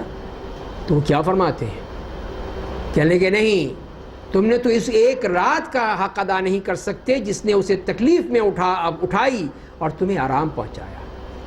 خود وہ ساری رات گیلے بستر پر سوتی رہی اور تمہیں خشک بستر پہ سلایا. وہ ایک رات جو ساری رات اس نے آہوں میں بسر کی ہے اس کو، اور تمہیں اس نے آرام پہنچایا تمہارے آرام کی خاطر، تو تم اس کا بھی بدلہ نہیں دے سکتے. اور تم یہ چاہتے ہو کہ حج کرا کے تم نے اس کا حق ادا کر دیا؟ نہیں. تو ایک جو کراہتیں ہیں اس کی، اور جو اس کی تکالیف ہیں، جو اس نے درد ذہن میں تکلیفیں اٹھائی تھیں، اس کا تمہیں اس کا حق ادا نہیں کر سکتے. تو یہ ماں کا معاملہ تو اور ہی بہت ہی اللہ کے ہاں بہت ہی بڑا معاملہ ہے. اسی لیے فرمایا کہ یہی وہ لوگ ہیں جن کی جانب سے ان کے بہترین نیک کاموں کو ہم قبول کرتے ہیں، ان کی خطاؤں کو ہم درگزر کرتے ہیں. یہ جنتی لوگ ہیں اس وعدہ مطابق جو ان سے دنیا میں کیا جاتا تھا. تو دیکھ لیجئے کہ وہ جس نے ماں سے اپنی بخشش کروا لی، اور رمضان کا مہینہ تو ہے ہی اسی لیے بھی، اور اس کے ساتھ ساتھ یہ بھی ہے کہ جو اپنے والدین جس کو ملے اور ان سے اپنے آپ کو بخشوا نہ سکا، اس سے بڑھ کر بدبخت کوئی نہیں ہے. جیسے کہ حدیث میں آتا ہے کہ انتہائی بدبخت ہے وہ شخص جس کو ماں باپ ملیں اور وہ ان سے اپنی مغفرت نہ کروا سکے، یعنی خدمت ہی نہیں کی، پوچھا ہی نہیں کبھی ماں باپ کہاں ہیں کیا ہے. تو انتہائی بدبخت ہے وہ شخص. اس دنیا میں بدبختی اس کو مل جاتی ہے، دنیا میں ہی دیکھ لیتا ہے وہ، اس لیے کہ یہاں پر اس کو پھر ایسی اولاد ملتی ہیں جو اس کے باپ کے اوپر جوتے مارتی ہے. جیسے اس نے اپنے ماں باپ کے ساتھ کیا تو اس کی اولاد اس سے بڑھ کر اس کے ساتھ وہی سلوک کرتی ہے کہ اس نے جو اپنے ماں باپ کے ساتھ کیا تھا. اور یہ چیزیں ایسی ہیں کہ صرف خیالی نہیں ہیں، حقیقت میں ہم نے ایسی چیزیں دیکھی ہیں کہ وہاں پر جب وہ جو ماں باپ کو ان کے ساتھ سلوک کرتا ہے تو پھر اسے خود بھی بھگتنا پڑتا ہے. اب آئیے دوسرا تصور بھی دے دیا. یہ مومن ہے جس کی تصویر بتا دی اللہ تعالیٰ نے کہ وہ دعائیں کرتا اپنے لیے بھی، اپنے والدین کے لیے بھی، اپنی ضروریت کے لیے بھی. اور اس کے بعد یہ کافر، اس کا معاملہ کیا ہے؟ جس نے اپنے ماں باپ سے کہا میں تم دونوں سے تنگ دل ہو چکا ہوں، میں تنگ آ چکا ہوں تم لوگوں سے. ماں باپ سے کہہ رہا ہے کیا تم مجھے دھمکی دیتے ہو کہ میں اپنی قبر سے زندہ نکالا جاؤں گا، حالانکہ مجھ سے پہلے بہت سی قومیں گزر چکی ہیں اور دنیا میں واپس نہیں آئیں، تو میں کیسے واپس آؤں گا؟ اور وہ دونوں ماں باپ اللہ سے فریاد کرتے ہیں، اپنے لڑکے سے کہتے ہیں تیرا برا ہو تو ایمان لے آ، بے شک اللہ کا وعدہ برحق ہے. وہ کہنے لگا یہ تو گزشتہ قوموں کے افسانے ہیں، کہانیاں قصے لے آئے ہو تم، میں اس پہ ایمان نہیں لاتا. تو فرمایا کہ یہی وہ لوگ ہیں جن پر اللہ کی بات صادق آ گئی کہ میں جہنم کو جنوں اور انسانوں سے بھر دوں گا، جنوں اور انسانوں کو ان جماعتوں کے ساتھ جو ان سے پہلے گزر چکی ہیں، بے شک وہ لوگ گھاٹا اٹھانے والے ہیں. تو یہ فرما دیا کہ یہ ایسے لوگ، یہ ایسا شخص جو اپنے ماں باپ کی بات نہیں سنتا ہے، وہ ایمان کی دعوت دے رہے ہیں، وہ کفر کی طرف بھاگ رہا ہے، انکار کر رہا ہے، وہ تو انتہا ہے. تو اس کے ساتھ ساتھ دوسری باتوں میں بھی اگر وہ ماں باپ جو اچھی بات کہتے ہیں اس کو نہیں مانتا اور یہ کہتا ہے کہ نہیں یہ پرانی باتیں کرتے ہیں، ان کو کیا پتہ، آج تو زمانہ ہی بدل چکا ہے، آج تو یہ ہے وہ ہے، انہیں کچھ پتہ ہی نہیں ہے، یہ پتہ نہیں کس ایج میں رہتے ہیں. تو یہی کتنی بڑی غلطی ہے، کتنی بڑی گستاخی ہے کہ ماں باپ کے ساتھ اس طرح کا سلوک کیا جائے.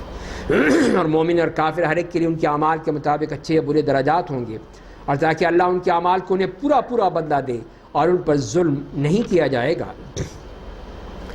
اور جس دن اہل کفر آگ کے سامنے لائے جائیں گے ان سے کہا جائے گا تم نے زندگی میں ہی اپنی نعمتیں ختم کر لیں، ان سے لطف اندوز ہو چکے، بس آج تمہیں زمین میں تمہارے ناحق تکبر اور تمہاری نافرمانی کی وجہ سے ذلت کا عذاب دیا جائے گا.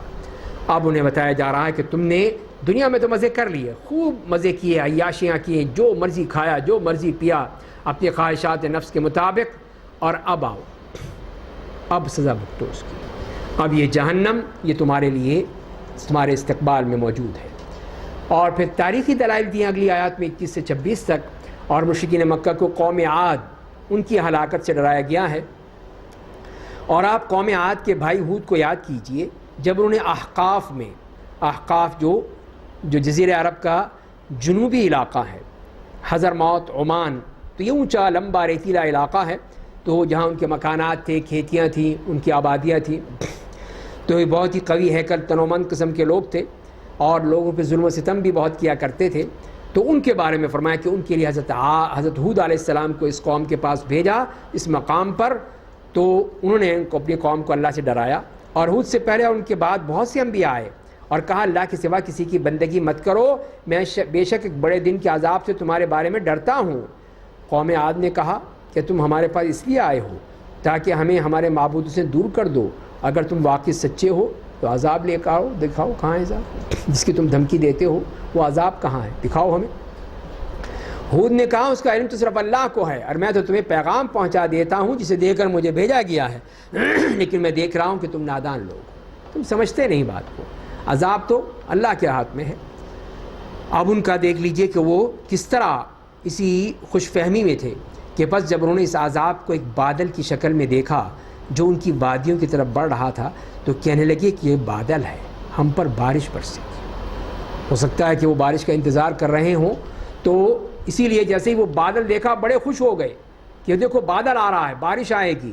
بلکہ یہ وہ عذاب ہے جس کی تم نے جلدی مچا رکھی تھی, یہ ایک آندھی ہے جس میں دردناک عذاب ہے, اور وہ آندھی اپنے رب کے حکم سے ہر چیز کو نیست و نابود کر رہی تھی. چنانچہ وہ ایسے ہو گئے کہ ان کے گھروں کے سوا آپ کچھ بھی نظر نہیں آ رہا تھا. ہم مجرم قوم کو ایسے ہی بدلہ دیتے ہیں. تو یہ دکھا دیا کہ وہ تو سمجھ رہے تھے کہ ہمارے اوپر بارش برس رہی ہے, بادل آ رہے ہیں, اس میں عذاب تھا. اور ایسا عذاب آیا کہ 7 دن اور 8 راتوں تک ان کے اوپر مسلسل وہ ٹھنڈی ہوا چلتی رہی, حتیٰ کہ اس کے بعد وہ بالکل ختم ہو گئے. سب ان کو نیست و نابود کر دیا. بڑے ہی وہ کر و فر والے تھے, لیکن اللہ کے عذاب کے سامنے نہیں ٹھہر سکے. تو یہاں پر انہی کی مثال دی کہ کفار مکہ کو کہا, اے کفار مکہ, ہم نے قوم عاد کو ایسی چیز کی قدرت دی تھی جن کی قدرت تمہیں نہیں دی ہے. بڑی طاقت تھی, بڑی قوت تھی ان کے پاس. ہم نے ان کے لیے کان اور آنکھیں اور دل بنائے تھے, لیکن ان کے وہ کان, ان کی وہ آنکھیں, ان کے وہ دل ان کے کسی کام نہ آئے, کوئی فائدہ نہیں ہوا. اس لیے کہ وہ اللہ کی آیتوں کا انکار کرتے تھے, جس عذاب کا مذاق اڑایا کرتے تھے, اسی نے انہیں گھیر لیا, اور اس طرح وہ سب تباہ و برباد ہو گئے. اور ہم نے تمہارے گرد و نواح کی بستیوں کو ہلاک کر دیا, اور اپنی نشانیوں کو مختلف انداز میں بیان کیا تاکہ وہ اللہ کی طرف رجوع کریں. بس کیوں نہ مدد کی ان کی ان سب نے جن کو اللہ نے اللہ کے سوا ان قربت حاصل کرنے کے لیے معبود بنا رکھا تھا, بلکہ وہ سب ان پر سے غائب ہو گئے. یہ معبود سازی, ان کا جھوٹ, اللہ کے خلاف ان کی افتراء پردازی تھی. تو یہ اس طرح کفار مکہ کو بتا دیا کہ تم نے جو بھی مذاق کرتے ہو, اب دیکھو کہ اس کا نتیجہ کیا نکلا. اور اس کے بعد اگلی دوسری قوموں کا بھی بتا دیا ہے کہ ان کا معاملہ بھی کیا ہوا. اب ان کو اگلی آیات میں قریش کو غیرت دلائی ہے کہ تم انسان ہو کر عقل ہوتے ہوئے تم نہیں قبول کرتے. دیکھو تمہارے بھائی جن, انہوں نے اسلام قبول کر لیا, فوراً قبول کر لیا, جو ذرا سا بھی تعامل نہیں کیا. تو وہی اللہ تعالیٰ نے بتایا. اور جب ہم نے آپ کی طرف جنوں کی ایک جماعت کو قرآن سننے کے لیے پھیر دیا تھا, پس جب وہ رسول اللہ صلی اللہ علیہ وسلم کے پاس پہنچے تو انہوں نے کہا کہ تم سب کان لگا کر سنو. جب تلاوت ختم ہو گئی تو اپنی قوم کے پاس گئے, اس حال میں کہ انہیں عذاب الہی سے ڈرانے والے تھے. انہوں نے کہا, اے ہماری قوم, ہم نے ایک کتاب سنی ہے. جا کے بتایا انہوں نے اپنے جنوں کی جماعت کو, اپنے گھر والوں کو, اپنے خاندان کو, جو موسیٰ کے بعد نازل کی گئی ہے, جو گزشتہ کتابوں کی تصدیق کرنے والی ہے, جو دین برحق اور سیدھی راہ کی طرف رہنمائی کرتی ہے. فوراً قبول کر لیا, سمجھ گئے بات کو. اور اے ہماری قوم, اللہ کی طرف بلانے والے کی دعوت کو قبول کرو, اس پر ایمان لے آؤ, اللہ تمہارے گناہوں کو معاف کر دے گا اور دردناک عذاب سے تمہیں نجات دے دے گا. جو کوئی اللہ کی طرف بلانے والے کی دعوت کو قبول نہیں کرے گا تو زمین میں اللہ کو عاجز نہیں کر سکتا, اور اللہ کے سوا اس کا کوئی یار و مددگار نہیں ہوگا. وہی لوگ کھلی گمراہی میں ہیں. تو اس طرح جنہوں نے جا کر فوراً اپنی قوم کو کہا اور سنا, ہم نے قرآن سن کر آئے ہیں, بتایا ان کو آ کر. اور یہی واقعات جو ملتے ہیں, 2 واقعات ملتے ہیں. تو یہ ہے کہ جب آپ طائف سے واپس آ رہے تھے تو راستے میں ایک جگہ آپ نے رات گزاری, صبح کو آپ فجر کی نماز پڑھ رہے تھے, آپ نے تلاوت کی, تو وہاں پہ جنوں کا گزر ہوا اور انہوں نے آپ کی تلاوت سن لی اور مسلمان ہو گئے. اور دوسری وہ روایت آتی ہے کہ آپ ایک دفعہ سوق اوقاز سے واپس آ رہے تھے تو راستے میں وہاں پہ آپ نے نماز کی پڑھ رہے تھے, تلاوت فرما رہے تھے, تو وہاں پہ جن, اور ان کو تلاش تھی. جن تو تلاش میں تھے کہ جب وہ, جیسے کہ سورہ جن میں آگے آئے گا کہ وہ جب آسمانوں میں بیٹھ کے وہی سننے کی کوشش کرتے تھے, وہاں پہ چوری کرنے کی کوشش کرتے تھے, کسی طرح سن لیں کہ اللہ نے کیا کہا ہے. تو اس کے بعد اللہ نے ایسا وہاں پہ سیکیورٹی سسٹم لگا دیا وہاں پر کہ اب کوئی سننے کے لیے بیٹھتا ہے تو فوراً شہاب ثاقب اپنی جگہ سے آتا ہے اور اس کو جلا کر بھسم کر دیتا ہے. تو وہ بڑے پریشان تھے کہ یہ کیا ہوا, کیوں ہو رہا ہے. پہلے تو ایسا نہیں تھا, پہلے تو ہم بڑے مزے سے سن لیتے تھے, فرشتے آپس میں باتیں کرتے, ہم ان کی باتیں نوٹ کر کے اور نیچے اپنے جو چیلا بیٹھا ہوا ہے اس کو بتا دیتے تھے اس کو. وہ آگے اس کے ساتھ اور 100 جھوٹ ملا کے خبر نشر کر دیتا تھا، بریکنگ نیوز. تو یہ ہمارا کام تھا، یہ ہم کیا کرتے تھے. تو اب ہم نہیں کر پا رہے. اب کیا ہو رہا ہے؟ یہ سارا سسٹم کیا لگ گیا.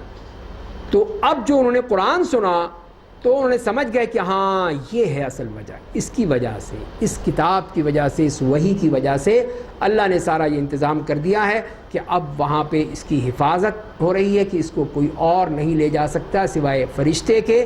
وہی پہنچائے گا، اور کوئی حرکت کرے گا تو وہ جلا دیا جائے گا. تو اسی لیے پھر جنہوں نے فوراً قبول کر لی بات اور اس کو قبول کر لیا اور اسلام لے آئے، جیسے قرآن ذکر کر رہا ہے، اور ان کو انسانوں کو شرم بھی دلائی ہے کہ دیکھو یہ کتنے اچھے رہے تم سے، فوراً اسلام قبول کر لیا اور تم اب تک بات ماننے کو تیار نہیں ہو. کیا ان کی سمجھ میں یہ بات نہیں آتی جس اللہ نے آسمان اور زمین کو پیدا کیا ان کی تخلیق سے نہیں تھکا، وہ اس پر قادر ہے کہ مردوں کو دوبارہ زندہ کرے. ہاں وہ بے شک ہر چیز پر قادر ہے. اور جس اہل کفر آگ کے سامنے لائے جائیں گے تو ان سے پوچھا جائے گا کیا یہ حقیقت نہیں، تو وہ کہیں گے ہاں، مان لیں گے. ہمارے رب کی قسم، اللہ کہے گا تو پھر تمہیں کفر کے بدلے عذاب کا مزہ چکھتے رہو. اب یہاں پر یہ عذاب تمہارا منتظر ہے. بس اے میرے نبی آپ صبر کیجئے، جیسے کہ اولو العزم پیغمبروں نے صبر کیا تھا. پھر نبی کریم صلی اللہ علیہ وسلم کو یہ صبر اور عزم کی نصیحت کی جا رہی ہے. اور جس دن وہ لوگ اس عذاب کو دیکھ لیں گے جس کا ان سے وعدہ کیا جاتا تھا تو ان کی حالت ایسی ہوگی جیسے وہ دنیا میں دن کی صرف ایک گھڑی رہے تھے، تھوڑا سا عرصہ. یہ کام ایک پیغام الہی ہے، بس گناہ گاروں کے سوا کوئی ہلاک نہیں کیا جائے گا. سورہ احقاف کے بعد پھر آتی ہے سورہ محمد صلی اللہ علیہ وسلم، جو کہ مدنی صورت ہے. 47ویں صورت ہے قرآن کریم کی. 38 اس کی آیات ہیں. 6 پیراگراف میں اس کو تقسیم کیا گیا ہے. اور اس میں جو احکام دیے گئے ہیں خاص طور پر مدنی صورتوں میں جیسے کہ احکام دیے جاتے ہیں، تو اس میں 6 پیراگراف پر تقسیم کیا گیا ہے. پہلے میں کافر و مومنوں کے عقیدے اور ان کی صحیح موقف اور پوزیشن کی وضاحت کی گئی ہے. بسم اللہ الرحمن الرحیم. الذین کفروا وصدوا عن سبیل اللہ اضل اعمالہم. جن لوگوں نے کفر کی راہ اختیار کی، لوگوں کو اللہ کی راہ سے روکا، اللہ نے ان کے اعمال برباد کر دیے. جو لوگ ایمان لائے، نیک عمل کیے، محمد پر جو نازل کیا گیا اس پر ایمان لائے، اور وہی ان کے رب کا دین برحق ہے، اللہ نے ان کے گناہ مٹا دیے، ان کی حالت کی اصلاح کر دی. واضح طرف بتا دیا کہ محمد صلی اللہ علیہ وسلم کے آنے کے بعد اب ایک ہی راستہ ہے کہ ان کی اتباع کر لو، ان کی بات سن لو، ایمان لاؤ، بچ جاؤ گے. نہیں کرو گے برباد ہو جاؤ گے. یہ اس لیے کہ جن لوگوں نے کفر کیا انہوں نے باطل کی پیروی کی، جو لوگ ایمان لائے انہوں نے رب کے دین حق کی پیروی کی. اللہ اسی طرح لوگوں کی اصلاح کے لیے ان کے لیے مثالیں بیان کرتا ہے. پس مسلمانوں، جب میدان جنگ میں کافروں کے ساتھ تمہاری مٹ بھیڑ ہو جائے تو ان کی گردنوں پر ضربیں لگاؤ، یہاں تک کہ جب تم انہیں خوب قتل کر لو تو باقی ماندہ کو اچھی طرح باندھ لو. اس کے بعد انہیں یا تو ان پر احسان کر کے چھوڑ دو یا فدیہ لے کر، یہاں تک کہ جنگ بند ہو جائے. یہ اللہ کا حکم ہے، اور اگر اللہ چاہتا تو خود ہی ان پر غالب آ جاتا، لیکن وہ تم میں سے بعض کو بعض کے ذریعے آزمانا چاہتا ہے. اور جو لوگ اللہ کی راہ میں قتل کیے گئے، اللہ ان کے نیک اعمال کو ہرگز ضائع نہیں کرے گا. تو یہاں پہ ان لوگوں کے بارے میں ان مجرموں کے بارے میں بتا دیا گیا ہے کہ ان کے ساتھ جو معاملہ ہونا چاہیے اب وہ جنگ کا معاملہ ہے. ان کو قتل کیا جائے گا، ختم کیا جائے گا، باقی بچ جائیں گے ان کو قیدی بنا لیا جائے گا. تو اب اس کے بارے میں فیصلہ کیا ہوگا؟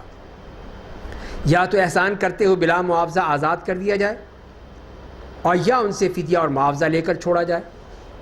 تو اس کے بارے میں ظاہر کا اختلاف پیدا ہوا کہ واقعی اس لیے کہ دوسری آیات میں بھی جیسے آتا ہے، اور وہاں پہ تو یہ فرمایا گیا وَقَاتِلُوهُمْ حَتَّى لَا تَكُونَ فِتْنَةٌ وَيَكُونَ الدِّينُ لِلَّهِ. ان سے لڑو جب تک کہ فتنہ مٹ نہ جائے، اس وقت تک ان کا جب تک کہ صفایا نہ ہو جائے. اور یہاں پہ یہ کہا جا رہا ہے.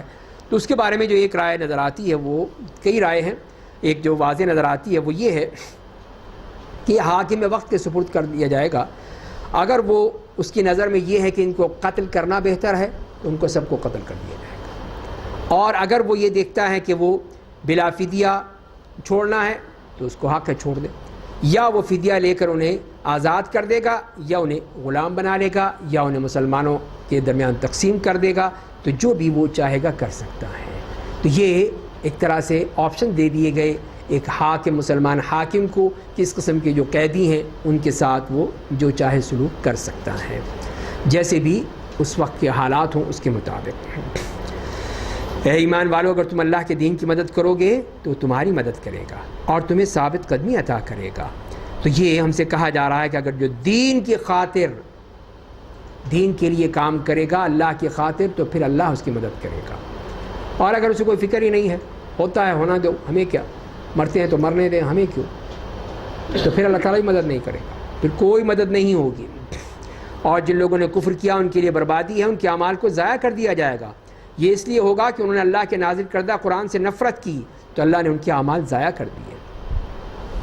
کیا انہوں نے اگلی آیت میں جو فرمایا جا رہا ہے کہ مومن مجاہدین کا مولا یعنی سرپرست اللہ ہے، ترغیب جہاد ہے، پھر جنت کی بہترین نعمتیں ہیں، کیا انہوں نے زمین میں سفر کر کے دیکھا نہیں کہ ان کافروں کا کیسا انجام ہوا جو ان سے پہلے گزر چکے ہیں؟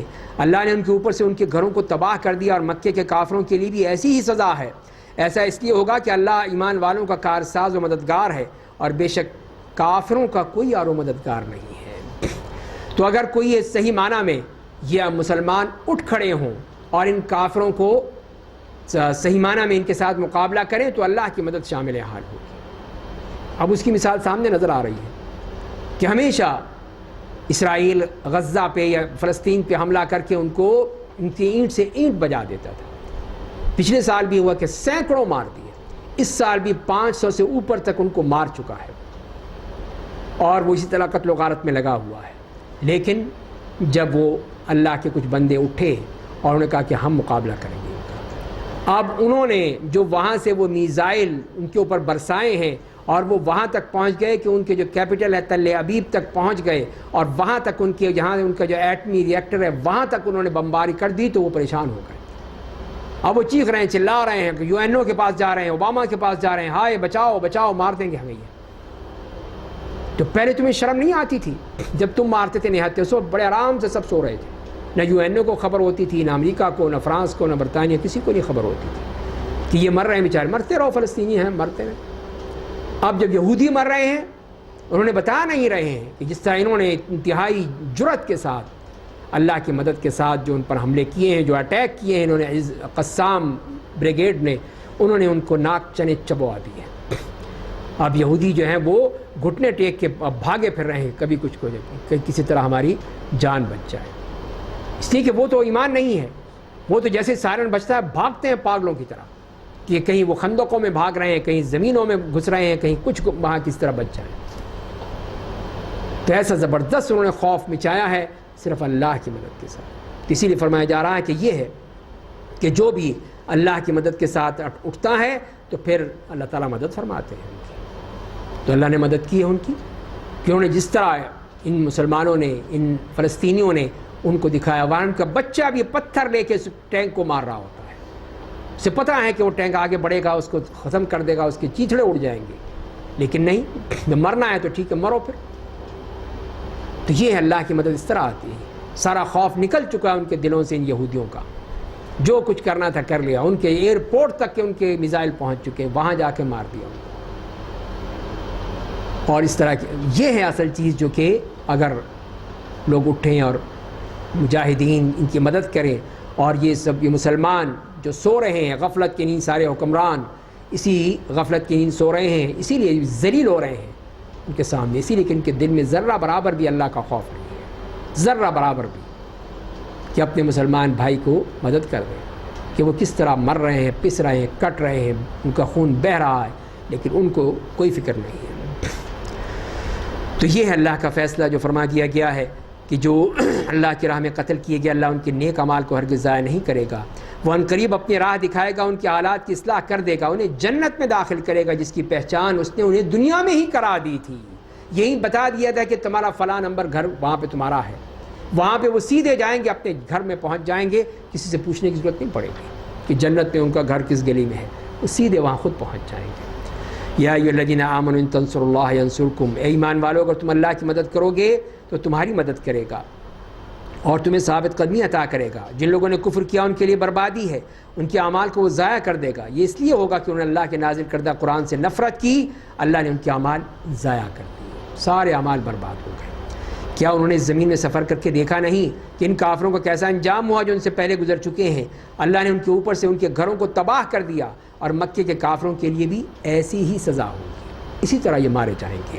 ایسا اس لیے ہوگا کہ اللہ ایمان والوں کا کارساز و مددگار ہے، اور بے شک کافروں کا کوئی یار و مددگار نہیں ہے۔ اور پھر اللہ تعالیٰ نے اپنے نیک بندوں کے لیے جو نعمتیں ہیں، جنتیں ہیں، ان کا بھی ذکر فرمایا ہے کہ کس طرح وہ نہریں بہہ رہی ہیں۔ بے شک اللہ ان لوگوں کو جو ایمان لائے ہیں، انہوں نے عمل صالح کیا، ایسی جنتوں میں داخل کرے گا جن کے نیچے نہریں جاری ہوں گی۔ اہل کفر دنیا میں خوب لذت اندوز ہوتے رہے، جانوروں کی طرح کھاتے ہیں، جہنم ان کا ٹھکانہ ہے۔ جسے جانور کھاتا ہے اس کو کوئی ہوش نہیں ہوتا، اسی طرح یہ انسان پیٹ بھر کے اس طرح کھاتے ہیں۔ دعوتوں میں دیکھ لیجئے کہ جیسے کہ آج ملا ہے پھر نہیں ملے گا، پھر پورا پہاڑ اپنی پلیٹ میں رکھ کے اس طرح کھاتے ہیں، اور بعد میں جب نہیں کھا سکتے سارا پھینک کے کوڑے میں چلے آتے ہیں۔ کیا اللہ نہیں پوچھے گا ان سے؟ تو یہی ہے کہ جو جانوروں کی طرح کھانا، اور یہاں مطلوب یہ ہے کہ کوئی ہوش نہیں ہوتی ہے کہ اس کا حساب بھی دینا ہے۔ جانور کو کوئی احساس نہیں ہوتا، اسی لیے انسانوں کو بھی کوئی احساس نہیں کہ یہ جو کھا رہے ہیں اس کا حساب بھی دینا ہوگا، پوچھنا پڑے گا، اور وہاں پہ بھی ذروں کے حساب سے ہوگا، ذروں کے حساب سے۔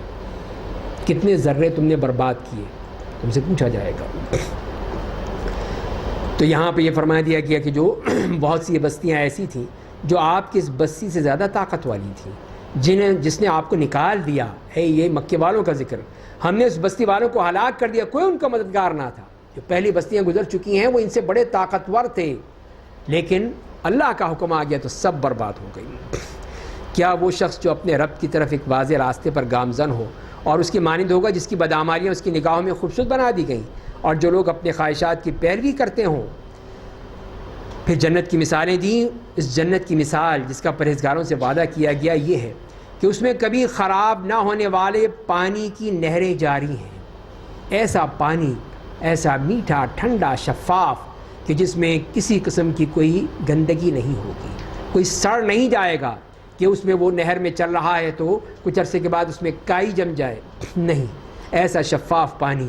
اور ایسے دودھ کی نہریں ہیں جن کا کبھی ذائقہ کبھی نہیں بدلے گا۔ دنیا کا دودھ تو ہے، ذرا سی دیر رکھ دیجئے گرمی میں وہیں پہ کھٹا ہو جائے گا، پھینکنے کے قابل ہو جائے گا، آپ پی نہیں سکتے اس کو۔ وہاں تو دودھ کی نہریں جاری ہیں، اس کا ذائقہ اب تک نہیں بدلے گا۔ اور ایسی شراب کی نہریں ہیں جو پینے والوں کے لیے نہایت لذیذ ہوں گی، نہ اس سے کسی کا دماغ خراب ہوگا، نہ چکر آئیں گے، نہ وہ الٹیاں کرے گا، انتہائی صاف شفاف بہترین شراب۔ اور فرمائیں کہ خالص شہد کی نہریں ہیں، ان کے لیے اس میں انواع اقسام کے پھل ہیں۔ یہی نہیں ہے کہ اس میں ڈبکیاں لگاتے رہیں دودھ کی یا شہد کی یا شراب کی نہروں میں، پھل بھی ساتھ ساتھ انواع اقسام کے، اور اس سے بڑھ کر انہیں رب کی مغفرت ملے گی، اللہ تعالیٰ ان کے تمام گناہوں کو معاف کر دے۔ کیا یہ اہل جنت ان کے مانند ہوں گے جو ہمیشہ کے لیے جہنم میں جلتے رہیں گے، جنہیں کھولتا ہوا گرم پانی پلایا جائے گا جو ان کی آنتوں کو کاٹ دے گا؟ دوسری طرف یہ بتا دیا کہ ان کفار کے لیے، ان مشرکین کے لیے وہ سخت عذاب ہے کہ کھانے کے لیے وہ زقوم کا درخت جو پچھلی صورت میں بیان کیا گیا، سورہ دخان میں بھی پڑھ چکے ہیں، اور پینے کے لیے یہ کھولتا ہوا گرم پانی جو کہ تانبے، پگھلے ہوئے تانبے کے مانند ہے، اور وہ جب وہ ان کے جائے گا تو ان کی آنتوں کو بھی کاٹ کے ٹکڑے کر دے گا۔ وہ ہے پانی جو ان کے لیے پینا پڑے گا۔ اور اس کے بعد پھر اور انہی منافقین کا حوالہ بھی دے دیا ہے کہ جو جہاد سے فرار چاہتے ہیں، بھاگنا چاہتے ہیں، اور ان میں سے بعض آپ کی کتاب باتیں کان لگا کر سنتے ہیں، یہاں تک کہ جب وہ آپ کے پاس نکل کر باہر جاتے ہیں تو اہل علم صحابہ سے پوچھتے ہیں کہ ابھی انہوں نے کیا کہا ہے، سنا ہی نہیں؟ صحابہ سے پوچھتے ہیں۔ یہی وہ لوگ ہیں جن کے دلوں پر اللہ نے مہر لگا دی اور اپنی خواہشات کے پیروکار ہیں، اور جن لوگوں نے ہدایت کو قبول کیا اللہ نے انہیں اور زیادہ ہدایت دے دی اور انہیں ان کے حصے کے تقوی سے نوازا۔ بس وہ لوگ صرف قیامت کا انتظار کر رہے ہیں کہ اچانک انہیں آ لے، چنانچہ اس کی نشانیاں تو آ ہی گئیں۔ پس جب وہ آ دھمکے گی تو وہ لوگ اس سے کہاں عبرت حاصل کر سکیں گے، پھر وہ نہیں بچ سکیں گے۔ بس اے میرے نبی آپ جان لیجئے کہ بے شک اللہ کے سوا کوئی معبود نہیں ہے، اور آپ اپنے گناہوں کے لیے مغفرت طلب کرتے رہیے، اور مومن مردوں اور عورتوں کے لیے بھی اللہ تم سب کی نقل و حرکت اور اقامت اور رہائش سے خوب واقف ہے۔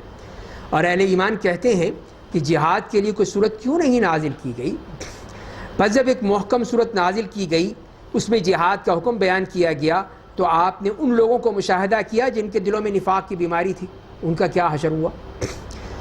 وہ آپ کی طرف اس آدمی کی نظر سے دیکھ رہے تھے جس پر موت کی بے ہوشی طاری ہو، بس بربادی ہے اس کے لیے۔ تو ذہنی جب جہاد کی بات آتی ہے تو اللہ کے نیک بندے ایمان والے تو خوش ہوتے ہیں کہ اب ہم اللہ کے سامنے اپنی قربانیاں پیش کریں گے، اور یہ منافقین ان کی آنکھیں اس طرح ان کی حالت ہو جاتی ہے جیسے موت طاری ہو گئی ہے، مرنے کے لیے جا رہے ہیں۔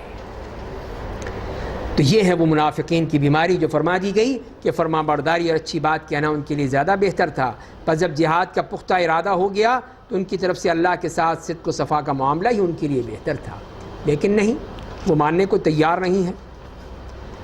فَهَلْ عَسَيْتُمْ إِن تَوَلَّيْتُمْ أَن تُفْسِدُوا فِي الْأَرْضِ وَتُقَطِّعُوا أَرْحَامَكُمْ، پس اگر تم حاکم بن جاؤ گے تو تم سے یہی توقع ہے کہ زمین میں فساد پھیلاؤ گے اور اپنی رشتہ داریوں کو کاٹو گے۔ رشتہ داریوں کو کاٹنے کا انجام دیکھ لیجئے کیا فرمایا جا رہا ہے۔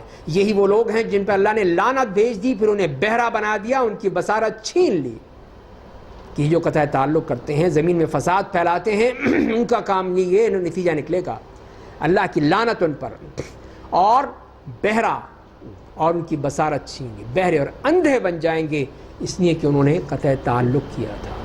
تو رشتہ داریاں توڑنا کوئی آسان بات نہیں ہے۔ نہیں بولتا نہ بولے، میرا کیا جاتا ہے، وہ اپنے گھر میں، میں اپنے گھر میں، نہیں، یہ قطع تعلق ہی کتنا بڑا جرم ہے جو قرآن بتا رہا ہے کہ یہ زمین میں فساد پھیلانا ہے، قطع رحمی کرنا ہے، اور پھر اللہ کی لعنت اس پر، پھر اس کے کان بند، اس کی آنکھیں بند، پھر جو بھی فیصلہ کرے گا الٹا ہی کرے گا، اس لیے کہ اس کے ساری تو بند ہو چکی ہیں، عقل پہ پردے پڑ چکے ہیں، تو کیا وہ فیصلہ کرے گا؟ اور اسی طرح جو قرآن میں غور و فکر نہیں کرتے ان کے اوپر بھی پردے پڑ جاتے ہیں۔ یہی فرمایا، کیا وہ لوگ قرآن میں غور و فکر نہیں کرتے یا ان کے دلوں پر تالے پڑ چکے ہیں؟ تو یہی ان منافقین کا معاملہ۔ اور دوسرے وہ لوگ اسی طرح جو قرآن کو پڑھتے ہیں لیکن کوئی غور و فکر نہیں ہے، کوئی سمجھنے کی ضرورت نہیں، سمجھتے نہیں ہم بڑے سمجھے ہوئے ہیں، کوئی ضرورت نہیں ہمیں سمجھنے کی۔ بے شک جو لوگ اس کے بعد کے طریقہ ہدایت ان کے لیے واضح ہو گیا، اپنی پیٹھ پھیر کر چل دیے، شیطان نے ان کی بدعمالیوں کو ان کی نگاہوں میں خوبصورت بنا دیا ہے، انہیں مہلت بھی دے دی ہے۔ یہ برتاؤ ان کے ساتھ اس لیے ہوا کہ انہوں نے ان لوگوں سے جنہوں نے اللہ کی نازل کردہ کتاب سے نفرت کی کہا کہ ہم اسلام اور محمد کے خلاف بعض امور میں تمہاری اطاعت کریں گے۔ اللہ ان کی پوشیدہ باتوں کو خوب جانتا ہے۔ یہ آپس میں ان کا گٹھ جوڑ مشرکوں کا اور منافقوں کا، یہ بڑی ان کی آپس کی سازشیں کرتے تھے۔ پس اس وقت ان کا کیا حال ہوگا جب فرشتے ان کی روح قبض کرتے وقت ان کے چہروں، ان کے پیٹھوں پر کوڑے برسائیں گے۔ ایسا اس لیے ہوگا کہ انہوں نے اس راہ کی پیروی کی جس نے اللہ کو ناراض کر دیا اور اس کی خوشنودی کو پسند نہیں کیا، تو اللہ نے ان کے نیک اعمال ضائع کر دیے، برباد کر دیے، اس لیے کہ انہوں نے اللہ کی رضا کے بجائے اللہ کو ناراض کیا۔ کیا جن لوگوں کے دلوں میں نفاق کی بیماری ہے انہوں نے یہ گمان کر لیا ہے کہ اللہ ان کے کینہ کو ظاہر نہیں کرے گا، کہ دل میں جو ان کے کینہ بھرا ہوا ہے، بغض بھرا ہوا ہے، عناد بھرا ہوا ہے، کیا ظاہر نہیں ہوگا؟ ضرور اللہ تعالیٰ ظاہر کرے گا۔ اور اگر ہم چاہتے تو آپ کی ان کی نشاندہی کر دیتے، تو آپ انہیں ان کے نشان سے خوب پہچان لیتے، آپ یقیناً ان کے طرز تکلم سے ان کو پہچان لیں گے، کہ زبان سے پتہ چل جائے گا کہ یہ کیا کہہ رہا ہے۔ اللہ تمہارے کاموں کو خوب جانتا ہے، اور ہم یقیناً تمہیں آزمائیں گے تاکہ ہم تم میں سے جہاد کرنے والوں اور صبر کرنے والوں کو جان لیں، اور تاکہ ہم تم سے متعلق خبروں کو آزمائیں۔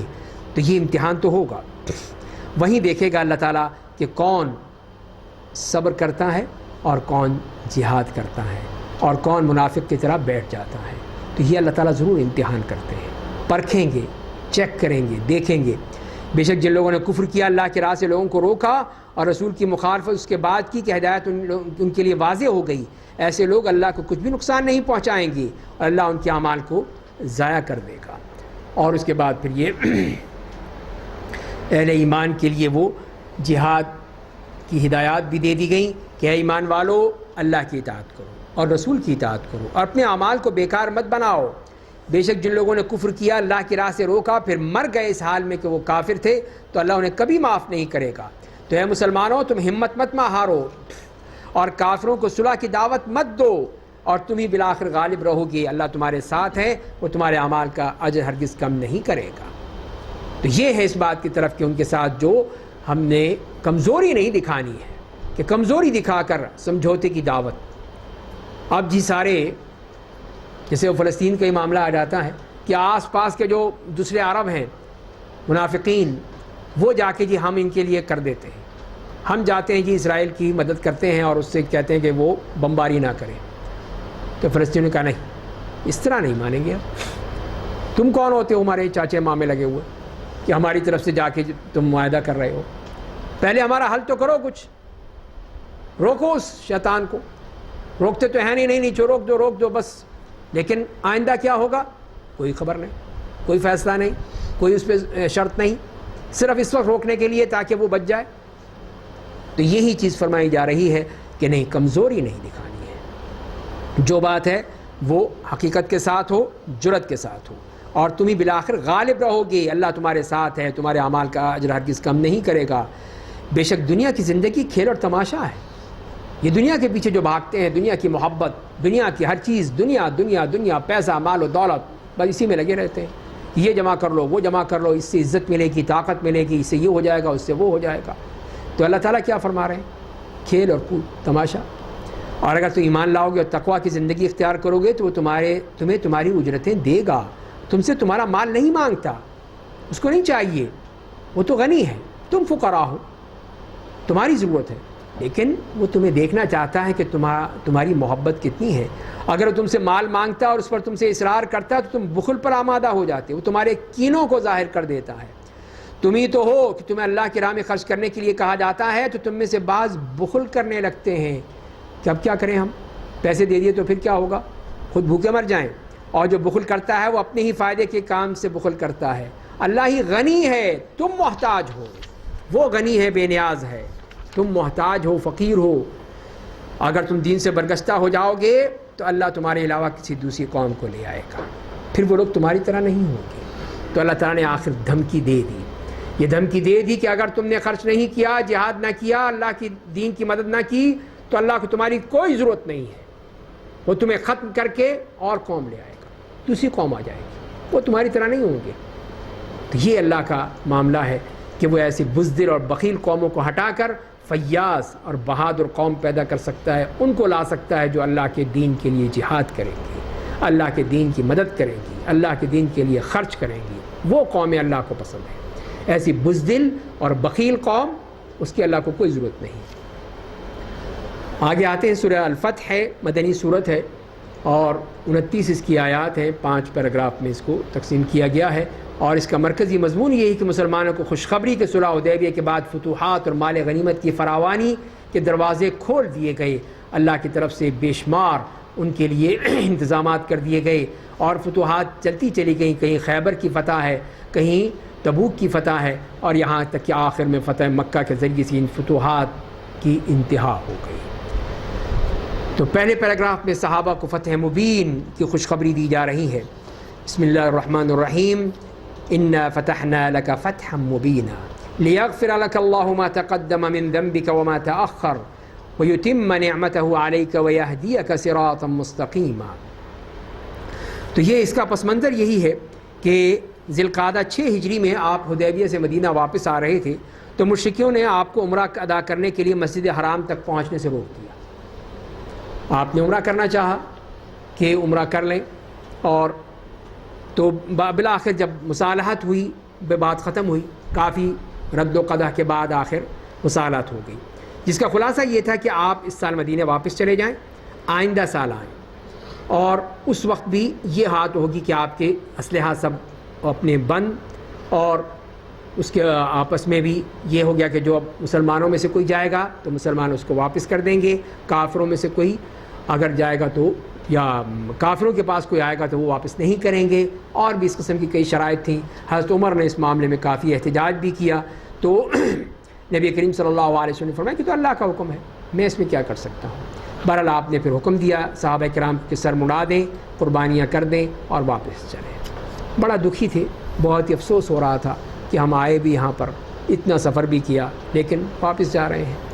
تو اللہ تعالیٰ نے بتایا کہ نہیں، اس میں گھبرانے کی بات نہیں. انا فتحنا لک فتحا مبینا، اس کو فتح مبین قرار دیا اسی لیے کہ اس میں کہ اس سے بعد جو نتائج ظاہر ہوئے کہ یہ اہل قریش اور دیگر کفار عرب کی وجہ سے مدینہ منورہ میں نبی کریم صلی اللہ علیہ وسلم کی قیادت اور سیادت کا اعتراف تھا. پہلے تو مانتے ہی نہیں تھے، اب انہیں ماننا پڑا کہ ہاں واقعی مسلمان ایک طاقت ہے، اور اس پہ انہوں نے دستخط کیے۔ اور یہ پہلا موقع تھا کہ جب قریش نے یہ بات مان لی کہ مسلمانوں کو بھی حق ہے کہ وہ آئیں اور خانہ کعبہ کا طواف کریں۔ پہلے تو مانتے ہی نہیں تھے، دوسرے عرب آتے تھے، مسلمانوں کو نہیں آنے دیتے تھے۔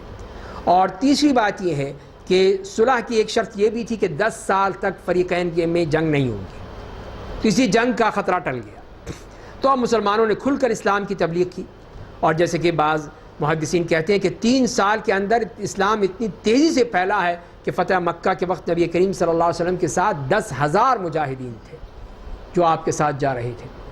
تو یہی فائدہ ہوا کہ اس دوران جو ہے وہ اسلام کی تبلیغ بڑھتی چلی گئی۔ اسی دوران آپ نے پوری دنیا کے جو بادشاہ تھے ان سب کو اسلام کی دعوت دے ڈالی، ان کو اسلام کی طرف بلایا۔ تو یہ اسی لیے کہ جب وہ پریشر ختم ہو گیا اور جنگ کا خطرہ نہیں تھا، اس سے اطمینان سے سکون سے سارے کام ہوتے چلے گئے۔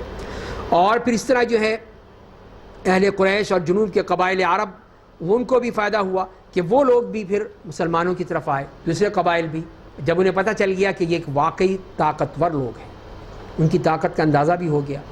اسی لیے پھر کتنے ہی قبائل جو تھے وہ خود بخود چلے آئے جوق در جوق آپ سے بیعت کرنے کے لیے، مسلمان ہونے کے لیے۔ اور بعض جیسے دوسرے مفسرین نے بھی لکھا ہے کہ اس میں فوائد حاصل جو آپ کو کہ اللہ نے آپ کی تمام خطائیں معاف فرما دی اور بیت رضوان کو ایک نعمت قرار دیا۔ مسلمان خیبر کی کھجوروں کے مالک بن گئے، قربانی کے جانور ان کے لیے حلال ہو گئے، حلال ہونے کی جگہ پہنچ گئے، اور اہل روم کو فارس پر غلبہ حاصل ہوا۔ اس کے سبب بھی مسلمانوں کو خوب خوشی ہوئی۔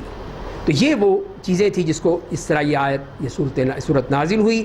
تو فرمایا میرے نبی ہم نے بے شک آپ کو کھلی اور سری فتح دی ہے تاکہ اللہ آپ کے اگلے اور پچھلے گناہوں کو معاف کر دے اور اپنی نعمت آپ پر تمام کر دے، آپ کو صراط مستقیم پر ڈال دے، اور تاکہ آپ کی زبردست نصرت فرما دے۔ اسی نے مومنوں کے دلوں میں سکون و اطمینان اتار دیا تھا تاکہ ان کے ایمان سابق میں مزید ایمان کا اضافہ ہو جائے۔ اور آسمان کی اور زمین کی فوجیں اللہ ہی کی ہیں، اللہ بڑے جاننے والا، بڑی حکمت والا ہے۔ تاکہ وہ مومن مرد اور عورتیں ان کو جنتوں میں داخل کر دیں جن کے نیچے نہریں جاری ہیں، وہاں وہ ہمیشہ کے لیے رہیں گے، اور تاکہ وہ ان کے گناہوں کو معاف کر دے، یہ اللہ کے نزدیک عظیم کامیابی ہے۔ تو یہ سب ان کی تعریف فرمائی جا رہی ہے۔ اور تاکہ منافق مرد اور عورتوں کو اور مشرک مرد اور عورتوں کو عذاب دے جو اللہ کے ساتھ بدگمانی رکھتے ہیں۔ مصیبت لوٹ کر انہی پر آنے والی، اللہ ان سے غضبناک ہو گیا ہے، ان پر لعنت بھیج دی ہے، ان کے لیے جہنم کو تیار کر رکھا ہے، وہ بہت ہی برا ٹھکانہ ہے۔ اور آسمان اور زمین کی فوجیں اللہ ہی کے لیے، اللہ زبردست بڑی حکمت والا ہے۔ تو اس طرح پھر بتا دیا کہ یہ فتح مبین کی خوشخبری، اور پھر نبی کریم صلی اللہ علیہ وسلم کا منصب شہادت، انذار و تبشیر کا ذکر کر کے آپ کی عزت و توقیر کا حکم دیا ہے کہ میرے نبی ہم نے بے شک آپ کو گواہ اور خوشخبری دینے والا، ڈرانے والا بنا کر بھیجا ہے۔ مومنوں تاکہ تم اللہ اور اس کے رسول پر ایمان لے آؤ، اللہ کے دین کو قوت پہنچاؤ، اس کی تعظیم کرو، صبح و شام اس کی پاکیزگی بیان کرو۔ بے شک جو لوگ آپ سے بیعت کرتے ہیں در حقیقت وہ اللہ سے بیعت کرتے ہیں، اللہ کا ہاتھ ان کے ہاتھوں کے اوپر ہے۔ پس جو شخص بدعہدی کرے گا اس بدعہدی کا برا انجام اسی کو ملے گا، اور جو شخص اس عہد پر قائم رہے گا جس نے اللہ سے کیا تھا تو اللہ اس کو اجر عظیم عطا فرمائے گا۔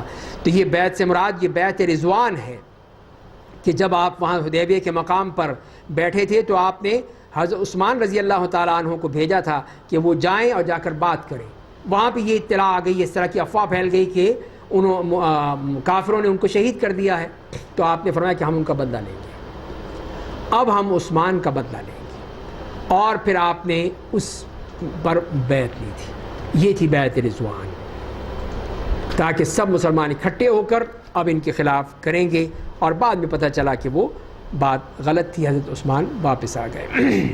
آپ سے پیچھے رہ جانے والے دیہاتی کہیں گے ہمارے مال دولت، ہمارے بال بچوں نے ہمیں مشغول کر دیا، اس لیے آپ ہمارے لیے مغفرت کی دعا کر دیجئے۔ وہ لوگ اپنی زبانوں سے وہ بات کہتے ہیں جو ان کے دلوں میں نہیں ہے۔ آپ کہہ دیجئے کہ اللہ کے مقابلے میں کون تمہارے لیے کسی چیز کا مالک ہے، اگر وہ تمہیں نقصان پہنچانا چاہے یا تمہیں کوئی فائدہ پہنچانا چاہے، بلکہ اللہ تمہارے کاموں کی پوری خبر رکھتا ہے۔ یہ وہ منافقین، بلکہ تم نے گمان کر لیا تھا کہ رسول اللہ اور مومن اپنے اہل و عیال کے پاس کبھی واپس نہیں آ سکیں گے، یہ گئے، اب مر گئے، ختم ہو گئے، اب کوئی واپس نہیں آئے گا، اور یہ بات تمہارے دلوں کے لیے خوبصورت بنا دی گئی، اور تم نے بہت برا گمان کیا کہ اللہ اپنے نبی کی مدد نہیں کرے گا، اور تم تو تھے ہی ہلاک ہونے والے لوگ۔ اور جو شخص اللہ اور اس کے رسول پر ایمان نہیں لائے گا تو ہم نے بے شک کافروں کے لیے بھڑکتی ہوئی آگ تیار کر رکھی ہے، اور آسمان اور زمین کی بادشاہت اللہ کے لیے، وہ جسے چاہتا ہے معاف کر دیتا ہے، جسے چاہتا ہے عذاب دیتا ہے، اللہ بڑا معاف کرنے والا، بے حد رحم کرنے والا ہے۔ ان قریب جہاد سے پیچھے رہ جانے والے کہیں گے، یہ دیکھیے نفاق کی علامت، کہ جب تم لوگ اموال غنیمت لینے کے لیے چلو گے تو ہمیں بھی اپنے ساتھ لے جانا، کہ پیسہ ہے نا تو ٹھیک ہے پھر بھی ہم تمہارے ساتھ چلیں گے۔ وہ چاہتے ہیں کہ اللہ کے کلام کو بدل دیں، آپ کہہ دیجئے تمہارے ساتھ نہیں جا سکو گے، اللہ نے پہلے ہی ایسا فرما دیا، تو وہ کہیں گے بلکہ تم ہم سے حسد کرتے ہو، بلکہ وہ بہت کم سمجھتے ہیں، بات ہی نہیں سمجھتے۔ وہ کہیں گے اچھا تمہیں یہ ڈر ہے کہ ہم لے لیں گے؟ بھائی لڑتے ہوئے جب جہاد کا تھا اس کو تو بھاگ لیے سب دم دبا کے، جب مال غنیمت کا معاملہ آیا کہاں جو ہم بھی چلیں گے تمہارے ساتھ، ہمیں بھی کچھ مل جائے۔ تو اے میرے نبی آپ ان دیہاتیوں سے جو جہاد میں پیچھے جانے والے پیچھے رہ گئے تھے کہہ دیجئے کہ تمہیں ایک سخت جنگجو قوم کی طرف بلایا جائے گا، اب موقع آنے والا ہے، جن سے تم جہاد کرو گے یا وہ مسلمان ہو جائیں گے، پس اگر تم رسول اللہ کی بات مان لو گے تو اللہ تمہیں اچھا بدلہ دے گا، اگر تم روگردانی کرو گے جیسے کہ اس سے پہلے حدیبیہ جاتے وقت روگردانی کی تھی تو وہ تمہیں دردناک عذاب دے گا۔ تو یہ طاقتور قوم کون سی تھی؟ کسی نے کہا فارس، کسی نے کہا روم، کسی نے کہا حوازن اور ثقیف، اور یہی ہوا کہ بعد میں فتح مکہ کے بعد حوازن اور ثقیف سے جنگ ہوئی، غزوہ حنین، اور وہاں پہ ان کو پھر لڑنا پڑا۔ اندھے پر کوئی گناہ نہیں، نہ لگڑے پر کوئی گناہ ہے، نہ بیمار پر کوئی گناہ ہے، جو اللہ اور اس کے رسول کی فرما برداری کرے گا اسے اللہ ایسی جنتوں میں داخل کرے گا جن کے نیچے نہریں جاری ہوں گی، اور جو شخص روگردانی کرے گا اسے اللہ دردناک عذاب دے گا۔ تو یہ جہاد سے یہ لوگ مستثنیٰ قرار دے دیے گئے، اور یقین اللہ مومنوں سے راضی ہو گیا۔ جب وہ درخت کے نیچے بیعت کر رہے تھے، وہی بیعت ذکر ہے بیعت رضوان، بس وہ جان گیا اس اخلاص کو جو ان کے دلوں میں تھا، فوراً تیار ہو گئے۔ کسی نے کہا نہیں مارا جاؤں گا، نہیں، سب اس لیے ان پر سکون و اطمینان نازل کیا، سکینت، اور بطور جزائے قریبی فتح سے نوازا، اور بہت سے اموال غنیمت جنہیں وہ حاصل کریں گے، اللہ زبردست بڑی حکمتوں والا ہے۔ وعدکم اللہ مغانم کثیرہ، اللہ نے تم سے بہت سے اموال غنیمت کا وعدہ کیا ہے، بہت کچھ ملے گا تمہیں، اور فتح مکہ کے بعد تو پھر اس کے بعد اللہ کی طرف سے ایسی فراوانی اور ایسا سب کچھ دیا گیا کہ اس میں کوئی کمی نہیں ہوئی، اور وہ بڑھتا ہی چلا گیا۔ جنہیں تم حاصل کرو گے بس اس نے تمہیں یہ صلح حدیبیہ، فتح خیبر جلدی دے دی، لوگوں کے ہاتھوں کو تمہارے طرف بڑھنے سے روک دیا، اور تاکہ یہ کامیابی مومنوں کے لیے ایک نشانی بن جائے، تمہیں سیدھی راہ پر ڈال دے، اور وہ تمہیں ایک دوسرا مال غنیمت بھی دے گا جس پر ابھی تم نے قدرت نہیں پائی ہے، ابھی تم نہیں حاصل کر پا رہے، اللہ نے اسے گھیر رکھا ہے، اللہ ہر چیز پر قادر ہے۔ تو یہاں پر یہود خیبر بھی سازشیں کر رہے تھے، اس کی بھی اللہ نے بشارت دے دی کہ اس کے بعد تمہیں وہ مل جائے گی، پورا خیبر مل جائے گا تمہیں، ساری تمہارے لیے آسانی ہو جائے گی۔ اور اگر اہل کفر تم سے قتال کرتے تو پیٹ پھیر کر بھاگ جاتے، پھر اپنا کوئی یار و مددگار نہ پاتے۔ اللہ کے اسی طریقے کو دیکھیے جو پہلے سے آ رہا ہے، اور آپ اللہ کے طریقے میں کوئی تبدیلی نہیں پائیں گے، یہ سب اللہ کا قانون ہے، اس کے مطابق سب کچھ ہو رہا ہے۔ اور اسی اللہ نے وادی مکہ میں ان کے ہاتھوں کو تم سے روک دیا، اور تمہارے ہاتھ ان سے روک دیے اس کے بعد کس نے تمہیں ان پر غالب بنا دیا تھا۔ اللہ تمہارے کاموں کو اچھی طرح دیکھ رہا ہے۔ یہی وہ لوگ ہیں جنہوں نے کفر کیا، ان کے جرائم بھی بتا دیے۔ کفر کیا، تمہیں مسجد حرام سے روکا، قربانی کے جانوروں کو اس کی جگہ پر پہنچنے سے روکا۔ اگر مکے میں چند مومن مرد اور چند مومن عورتیں نہ ہوتی جن کے تمہیں خبر نہ ہونے کی وجہ سے تم انہیں رون ڈالتے، سارے مارے جاتے، وہ بھی بیچارے مارے جاتے، پھر لا علمی میں ایسا کر گزرنے سے تمہیں ان کے بارے میں رنج ہوتا۔ تو اسی لیے اللہ نے تمہیں لڑائی سے روک دیا، لڑو نہیں، قتال مت کرو، ابھی صلح کر لو۔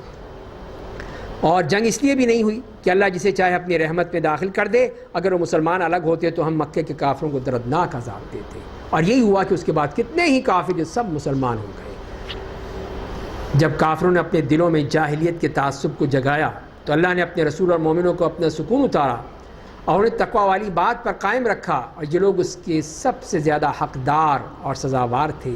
اللہ ہر چیز کی پوری خبر رکھتا ہے۔ تو یہ کافروں کا بتا دیا کہ ان کے دل میں تو وہ حمیت جاہلیت تھی، اور وہ سب اسی کے پڑھ رہے تھے، اور اللہ تعالیٰ نے اس کے مقابلے میں مسلمانوں کے دلوں میں سکینت دی ہے۔ اور آخر میں پھر عمرے سے متعلق رسول وسلم کے خواب کی سچائی بیان کر دی ہے کہ لقد صدق اللہ رسولہ الرؤیا بالحق، اللہ نے اپنے رسول کا برحق خواب سچ کر دکھایا۔ اگر اللہ نے چاہا تو تم یقیناً مسجد حرام میں داخل ہوگے اس حال میں کہ تم امن میں ہوگے، اپنے سروں کے بال منڈائے یا کٹائے ہوگے، تم خوفزدہ نہیں ہوگے، پر اسے وہ معلوم تھا جو تم نہیں جانتے تھے، چنانچہ اس نے اس سے پہلے تمہیں قریب کی فتح عطا کی۔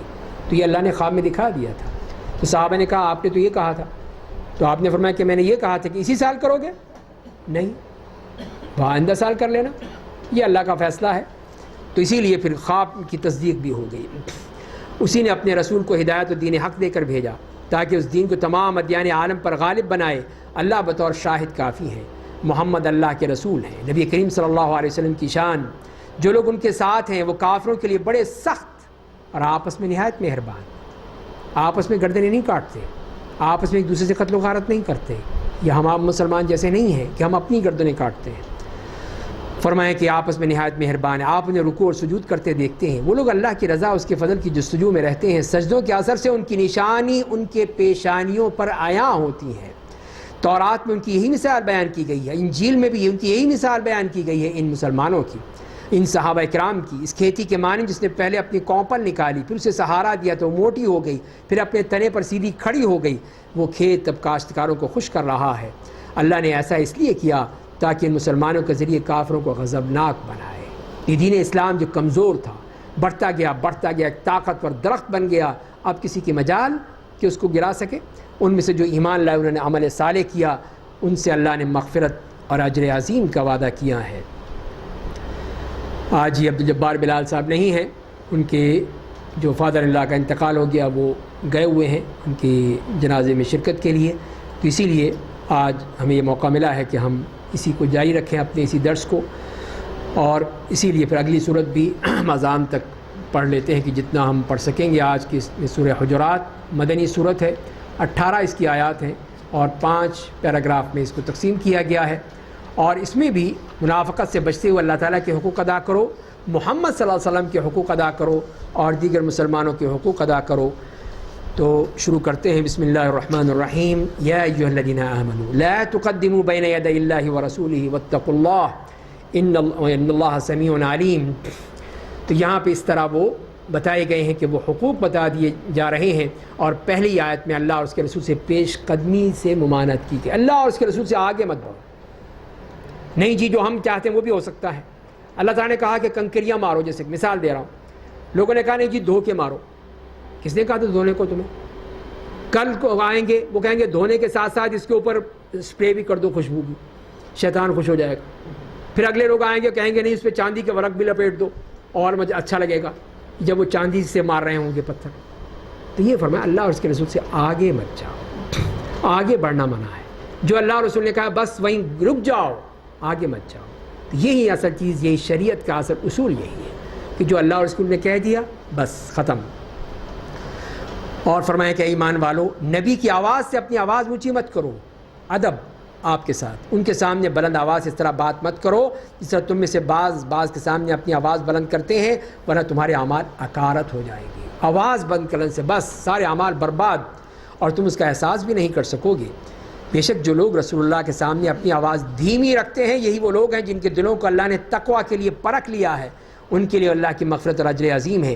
تو ایک صحابی ثابت ابن قیس، اور آواز اونچی تھی تو وہ اسی بات پہ آ کے گھر میں بیٹھ گئے، روتے رہے کہ میری آواز تو اونچی تھی، میرا کیا ہوگا، میرے اعمال برباد ہو گئے۔ تو اللہ رسول اللہ نے پوچھا کہاں گئے وہ؟ جب بلایا گیا وہ تو گھر میں بیٹھے رو رہے ہیں، اس لیے کہ ان کی آواز بلند ہو گئی تھی، آواز ہی بلند۔ تو آپ نے فرمایا کہ نہیں، آؤ اللہ اور اس کے رسول کے تم ماننے والے ہو، یہ نہیں۔ وہ لوگ جو تکبر میں، غرور میں، بدتمیزی میں کرتے ہیں وہ پکڑے جائیں گے، ان کے لیے فرمایا ہے۔ اور بے شک جو لوگ آپ کے حجروں کے پیچھے سے پکارتے ہیں ان میں اکثر لوگ بے عقل ہیں، نادان ہیں، اگر وہ صبر کرتے یہاں تک کہ آپ ان کے پاس نکل کر آتے تو ان کے لیے بہتر ہوتا۔ اللہ بڑا معاف کرنے والا، بے حد رحم کرنے والا ہے۔ جیسے کہ یہ بدو کیا کرتے تھے، وہ آ کے زور زور سے چیختے تھے، یا محمد اخرج الینا، نکلو باہر، نکلو باہر۔ تو اللہ نے کہا یہ کیا بدتمیزی ہے تمہاری؟ اے ایمان والو، اگر کوئی فاسق تمہارے پاس کوئی خبر لے کر آ جائے تو یہ ایک اور حکم دیا گیا اس حوالے سے، جو باہمی حقوق ہیں، کہ اس کی تحقیق کر لیا کرو۔ یہ نہیں کہ جو بات آ گئی سوچ لی فوراً سمجھ لی، نہیں، تحقیق کیا کرو، سمجھو اس کو، کہیں ایسا نہ ہو کہ تم کسی قوم کو نادانی میں نقصان پہنچا دو پھر اپنے کیے پر تمہیں نادانی اٹھانی پڑے۔ اور تم جان لو کہ تمہارے دل میں اللہ کے رسول موجود ہیں، اگر وہ بہت سے امور میں تمہاری بات مان لیں تو تم مشکل میں پڑ جاؤ، لیکن اللہ نے تمہارے لیے ایمان کو محبوب بنا دیا، تمہارے دلوں میں اس کی زینت و خوبی بٹھا دی، تمہارے لیے کفر و نافرمانی اور گناہ کو قابل عزت نفرت بنا دیا، یہی لوگ راہ راست پر گامزن ہیں۔ یہ اللہ کا فضل اور اس کی نعمت ہے، اللہ بڑا جاننے والا، بڑی حکمتوں والا ہے۔ تو یہ اللہ تعالیٰ نے بتا دیا کہ نبی کریم صلی اللہ علیہ وسلم کا وجود کتنا بڑا تمہارے لیے ایک نعمت ہے۔ اور اگر مومنوں کے دو گروہ آپس میں برسر پیکار ہو جائیں تو ان کے درمیان صلح کرا دو۔ دو آپس میں لڑ رہے ہیں تو صلح کراؤ، مومن ہیں وہ، کافر نہیں ہے۔ بس اگر ان میں ایک گروہ دوسرے پر چڑھ دوڑے تو تم سب مل کر باغی گروہ سے جنگ کرو جو نہیں مان رہا، یہاں تک کہ وہ اللہ کے فیصلے کی طرف رجوع کر لے۔ بس اگر رجوع کر لے تو تم لوگ دونوں گروہوں کے درمیان عدل و انصاف کے مطابق صلح کرا دو اور انصاف سے کام لو، بے شک اللہ انصاف کرنے والوں سے محبت کرتا ہے۔ بے شک مومن آپس میں بھائی ہے، بھائی بنایا ہے، اخوت۔ بس تم لوگ اپنے دو بھائیوں کے درمیان صلح کرا دو، اللہ سے ڈرتے رہو تاکہ تم پر رحم کیا جائے۔ اے ایمان والو، ایک جماعت دوسری جماعت کا مذاق نہ اڑائے۔ ممکن ہے کہ جن کا مذاق اڑایا جا رہا ہو مذاق اڑانے والوں سے بہتر ہو۔ دیکھ لو کہ تم مذاق اڑا رہے، ہو سکتا ہے اللہ کے ان کا بڑا اونچا مقام ہو۔ عورتوں کے معاملے میں فرما دیا، اور نہ عورتیں دوسری عورتوں کا مذاق اڑائیں۔ ممکن ہے جس کا مذاق اڑایا جا رہا مذاق اڑانے والیوں سے بہتر ہو۔ تم اپنے مسلمان بھائی پر تانا زنی مت کرو، مت تانے دو، ایک دوسرے کو برے القاب سے مت آواز دو۔ ایمان لانے کے بعد مسلمان کو برا نام دینا بہت ہی بری بات ہے۔ ایک مسلمان دے دیا، اللہ نے مسلمان نام رکھا ہے، تم اس کو اور الٹے سیدھے نام دے رہے ہو۔ اور جو ایسی بد زبانی اور بد اخلاقی سے تائب نہیں ہوں گے تو وہی لوگ ظالم ہیں۔ اے ایمان والو، تم لوگ بہت ساری بدگمانی کی باتوں سے پرہیز کرو، اس سے بھی منع فرمایا۔ بے شک بعض بدگمانیاں گناہ ہوتی ہیں، اور دوسروں کی ٹوہ میں نہ لگے رہو، اور تم میں سے کوئی کسی کی غیبت نہ کرے۔ کیا تم میں سے کوئی اپنے مردہ بھائی کا گوشت کھانا گوارا کرے گا کہ وہ بھائی جو نہیں ہے مجلس میں اس کا گوشت کھا رہے ہو تم؟ یہی غیبت ہے۔ اللہ سے ڈرتے رہو، بے شک اللہ توبہ قبول کرنے والا، بے حد رحم کرنے والا ہے۔ اور پھر مسلمانوں کی بتا دی حقیقت کیا ہے۔ اے لوگو، ہم نے تمہیں مرد اور عورت کے ملاپ سے پیدا کیا ہے۔ ہم نے تمہیں قوموں اور قبیلوں میں اس لیے بانٹ دیا ہے تاکہ تم ایک دوسرے کو پہچانو، پہچان کے لیے ہے۔ اس کے ذریعے سے کوئی حسد، تکبر، غرور کرنے کی ضرورت نہیں ہے۔ بے شک اللہ کے نزدیک تم میں سب سے معزز وہ ہیں جو سب سے زیادہ پرہیزگار ہیں۔ بے شک اللہ بڑا جاننے والا ہے، ہر چیز کی خبر رکھنے والا ہے۔ اب ان دیہاتیوں کی بات بھی کر دی، انہوں نے کہا کہ ہم ایمان لے آئے، تو آپ کہہ دیجئے تم ابھی ایمان نہیں لائے لیکن کہو ہم نے اسلام قبول کر لیا ہے، اس لیے کہ ایمان تو دل میں ہے، اصل دل تک پہنچا ہی نہیں تمہارا ایمان ابھی، تو تم تو اسلام قبول کیا ہے اور ایمان ابھی تمہارے دلوں میں داخل نہیں ہوا ہے۔ اگر تم اللہ اور اس کے رسول کی اطاعت کرو گے تو اللہ تمہارے نیک اعمال میں کچھ بھی کمی نہیں کرے گا۔ بے شک اللہ بڑا معاف کرنے والا، بے حد رحم کرنے والا ہے۔ بے شک مومن وہ ہیں جو اللہ اور اس کے رسول پر ایمان لائے، پھر شک میں مبتلا نہیں ہوئے اور اپنے مال و دولت اور اپنی جانوں کے ذریعے اللہ کی راہ میں جہاد کیا، وہی لوگ سچے ہیں۔ یہ ہیں مومن، سچے پکے مومن۔ اے میرے نبی، آپ ان سے کہیے کیا تم اللہ کو اپنے دین کی خبر دیتے ہو؟ حالانکہ اللہ تو ان تمام چیزوں کو جانتا ہے جو آسمان اور زمین میں ہیں، اور اللہ ہر چیز سے باخبر ہے۔ اور یہ دیہاتی آپ پر احسان جتاتے ہیں، اسلام لا کے بڑا احسان کیا ہے اللہ پر، جیسے ہم بھی یہی سمجھتے ہیں کہ بہت بڑا احسان کر دیا کہ ہم نے روزے رکھ لیے ہیں، نمازیں پڑھ لی ہیں، قرآن پڑھ لیے ہیں، آپ اس کے بعد پھر ختم، تاکہ کہ وہ اسلام لے آئے ہیں۔ آپ کہہ دیجیے مجھ پر اپنا اسلام لانے کا احسان مت جتاؤ، بلکہ تم پر اللہ احسان جتاتا ہے کہ اس نے تمہیں ایمان کی راہ دکھائی ہے، اس نے تمہیں ایمان کی راہ دکھائی ہے۔ اگر تم اپنے اسلام میں سچے ہو، بے شک اللہ آسمانوں اور زمین کی تمام چھپی ہوئی باتوں کو جانتا ہے، اور تم جو کچھ کرتے ہو اسے وہ خوب دیکھ رہا ہے۔ یہاں پہ سورہ حجرات بھی مکمل ہوتی ہے۔ اللہ تعالی ہمیں قرآن کو سمجھنے اور عمل کرنے کی توفیق عطا فرمائے۔ آخر دعوانا الحمدللہ۔